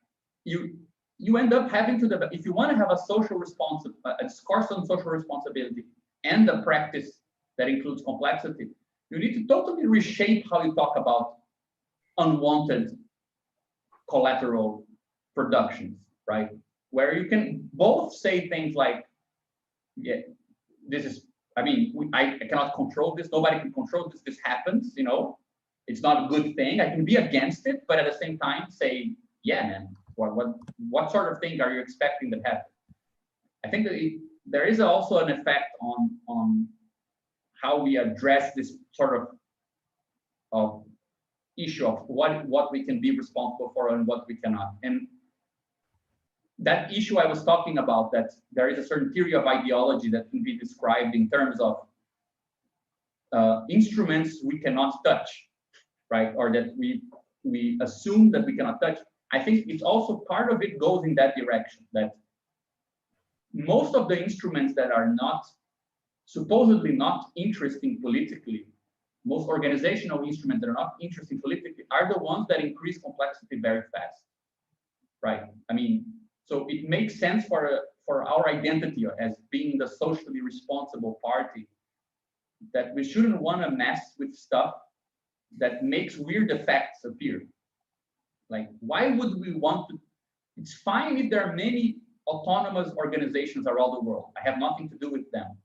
But if you come up with a network of autonomous organizations, suddenly you're implicated on stuff that you cannot control. And then we don't have a discourse for that. How do you convince yourself that you desire that? Because it's the body count problem. Problems will emerge that I will have to be responsible, even though they are emergent features and not caused by actions directly, right? Yeah, it reminds me of, there's this text of some friends of me and Legumi that they analyzed the June revolt. It's called the Limite da Tática, Legumi. It's the limits of tactics. I think have translation for English text, but it would be quicker. Really? Yeah. I think I really do. I think have. They analyze like the tactic of the revolt is precisely running into that limit of this loss of control. Like it has, it's really, and I mean, it's kind of like a contemporary form of the revolt, in which the objective on one hand is precisely that, because that's basically what we have, the left has today, like creating revolts, but at the same time is the point of where you lose control out of what's happening. So it's this nice, I think there's a lot. I really like that. I remember you sent in the text, in two texts that were analyzing the greve dos entregadores, the strikes for the app delivery people. That there was this thesis was there as well, right? This idea of the left's difficulty with dealing with the production of things that go beyond control, right? Yeah. But I think, yeah, sorry, yeah. No, I was changing subject. If you wanna. No, I think it's a really cool hypothesis. I find it much more kind of up to date with what is really frightening for the state, for example, because as long as you see a movement is controlled by some organization, some institution, it also means that the constraints of that organization will constrain what can be done. The moment that no organization can be set to control, that means you don't know what the constraints are. So that the risk becomes real. Like you cannot tell where that goes, right? But I remember that in the text you sent me, I had the impression that this was still formulated as a sort of negative, like more of like what is left that we can still do, and not something that, you know, we can like, because the very idea that it's a limit of tactic is a weird idea because it's a tactic itself, right? A weird definition of tactics, but it is.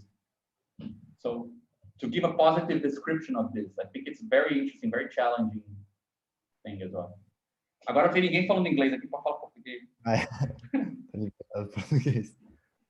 Que era uma merda isso, porque fica uma pessoa que fala inglês e fica falando todo mundo em inglês. Eu acho que tem esse texto em inglês, eu escrevi para o Caio agora para ver, mas eu tenho quase certeza que ele foi traduzido.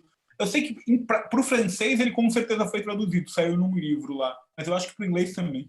Se não foi, me avisa que eu posso ajudar também a traduzir rapidinho. Não, mas eu acho que foi, sim. Eu escrevi para o Caio agora e para o Léo, num grupo que a gente tem para ver, mas acho que tem em inglês, sim. E tem aquele outro texto, Legume, eu não sei quem, aquele da pólvora,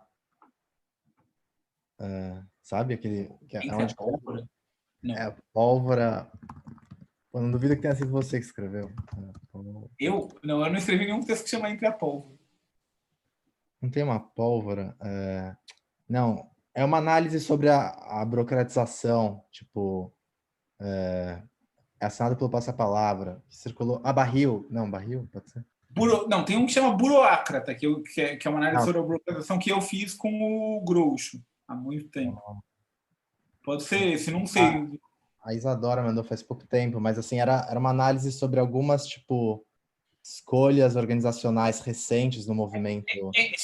Deve ser um que chama Entre o Fogo e a Panela, pode ser isso? Isso, fogo e a panela, não barril. Do Passa-Palavra. Que eu fiquei pensando que podia ser legal revisitar, tentando... Porque acho que o movimento autônomo tem essa sensibilidade para as formas organizacionais, para os efeitos que certas escolhas organizacionais têm, mas em geral de maneira negativa, assim, né? Tipo, misturando o que é ganhar forma com o que é ao mesmo tempo, tipo, se burocratizar, o que é, tipo...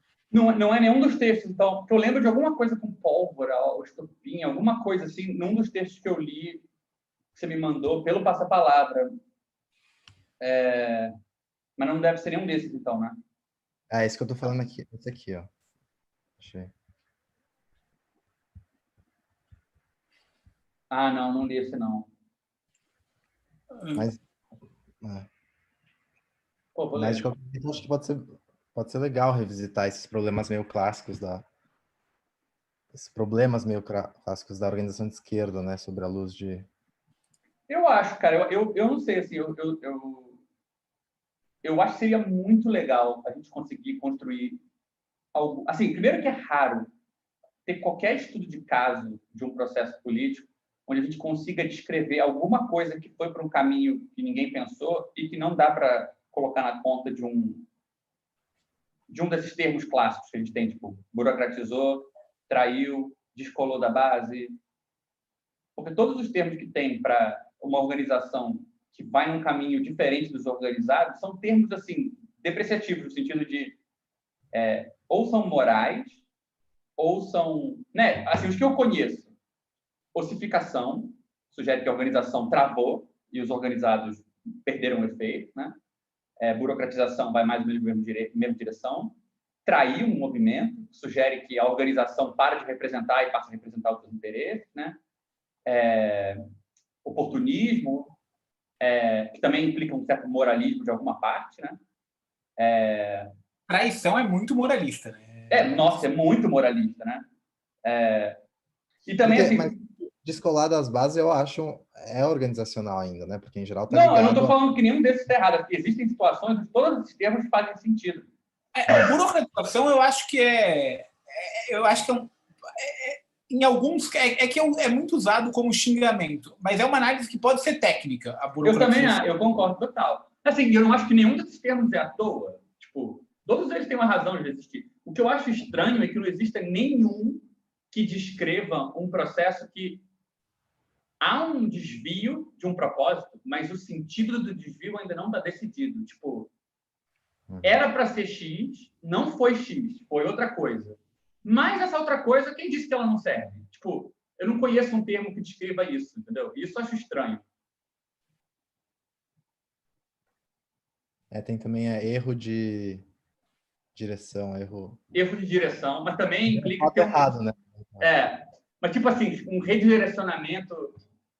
Por exemplo, tem um documentário, tem um documentário muito merda, mas tem um documentário desses merda sobre os Panteras Negras que tem uma hora que uma militante está comentando o momento de tensão que foi quando o grupo mais casca-grossa, majoritariamente masculino, estava muito preocupado com a coisa de guerrilha, sabia que o FBI estava atrás e não sei o quê, estava em contato com lutas anticoloniais e tal, e tinha um movimento mais comunitário de organização daqueles cafés da manhã e tal, que, na verdade, é majoritariamente feminino a militância.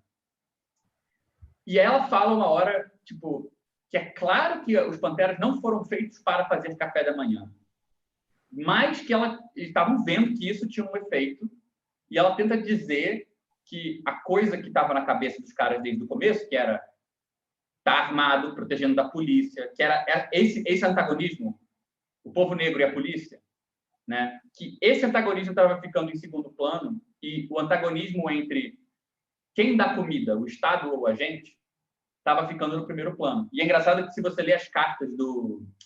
Qual é aquele cara do FBI? Não é? Hoover. Sempre esqueço quem era o...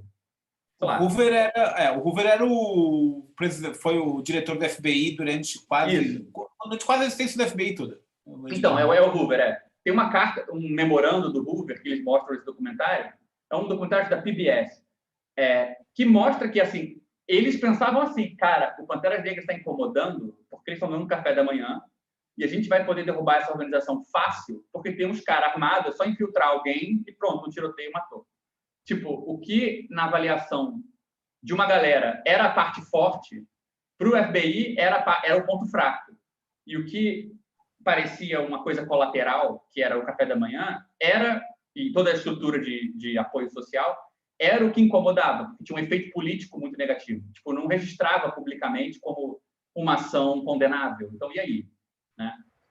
E a hora que ela está falando, ela tenta descrever uma organização que virou uma coisa que ela não tinha planejado. A organização descobre, sem querer, não é uma pessoa que descobre, né? Mas a organização começa, digamos assim, encontrar mais avanço no que era para ser secundário e mais uma resistência onde era para ser primário o antagonismo. Né? A ponto de quase reinterpretar o que é o centro e o que é a margem da organização. Né? E dá para ver que isso era real, porque o próprio FBI também estava interpretando diferente. Só que não tem um nome para falar disso, não tem um jeito de falar, assim, corriqueiro, no linguajar da gente, tipo, para esse tipo de transformação. Como é que você nomeia essa transformação? Tipo, do mesmo jeito, com o mesmo palavreado que a gente fala de traição, desvio, oportunismo, descolou, burocratizou. Devia ter um nome, né? Porque é uma transformação que está criando algo novo, né? Essa é a diferença. Ao invés dela... A dinâmica do movimento social, nesse caso, ela está criando uma nova relação social. O que não era prevista pelo movimento. Né? A dinamicidade.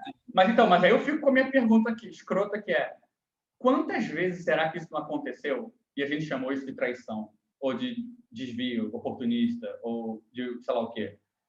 Tipo, eu fico pensando, porque na história de todas as resistências que as organizações de esquerda e movimentos de esquerda já encontraram, provavelmente tem uma boa parte também aí no meio que tem a ver com esse tipo de transformação endógena, de a gente achar que a gente era uma coisa e a gente é outra coisa. A gente achou que a gente era uma coisa e ia para outra.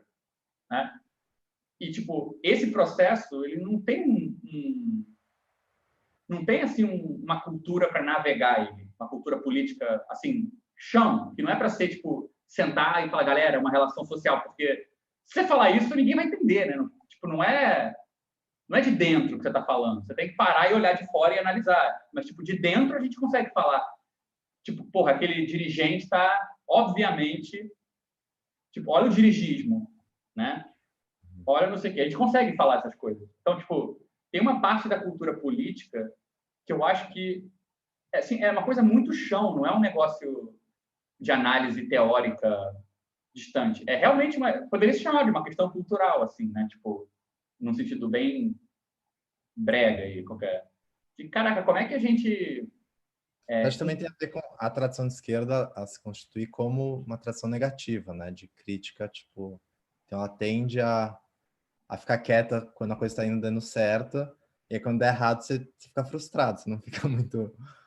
Você procura os erros, você tenta mapear onde deu merda. Então acho que também tem a ver com ela nunca ter sido, salvo momentos muito específicos em que ela teve ela foi capaz de construir alguma coisa. Eu não sei. Mas eu acho que ao mesmo tempo a esquerda ela tentava criar relações de novo tipo, né? A tentativa dela era criar relações de novo tipo. A questão é que é muito difícil analisar como essas relações se dão, como elas se criam. Sim. Não é algo simples. Mas, gente, eu preciso ir agora mesmo. Eu também, eu preciso jantar, gente. Mas, pô, adorei a gente ficar batendo papo aqui. Um dia a gente podia marcar um papo em português. Eu vou procurar o texto em inglês. Eu acho que já tem traduzido. Eu lembro do Caio ter falado que alguém tinha traduzido isso, mas eu não achei aqui na internet, mas eu escrevi para ele. Ah, tá. Mas, ó, se precisar de ajuda para traduzir também, eu ajudo, porque acho que seria maneiríssimo passar para o pessoal. Tá, eu encaminho se tiver já traduzido. Se não tiver, eu aviso vocês. Valeu, querido. Falou, Tchau, pessoal. gente. Bom descanso aí.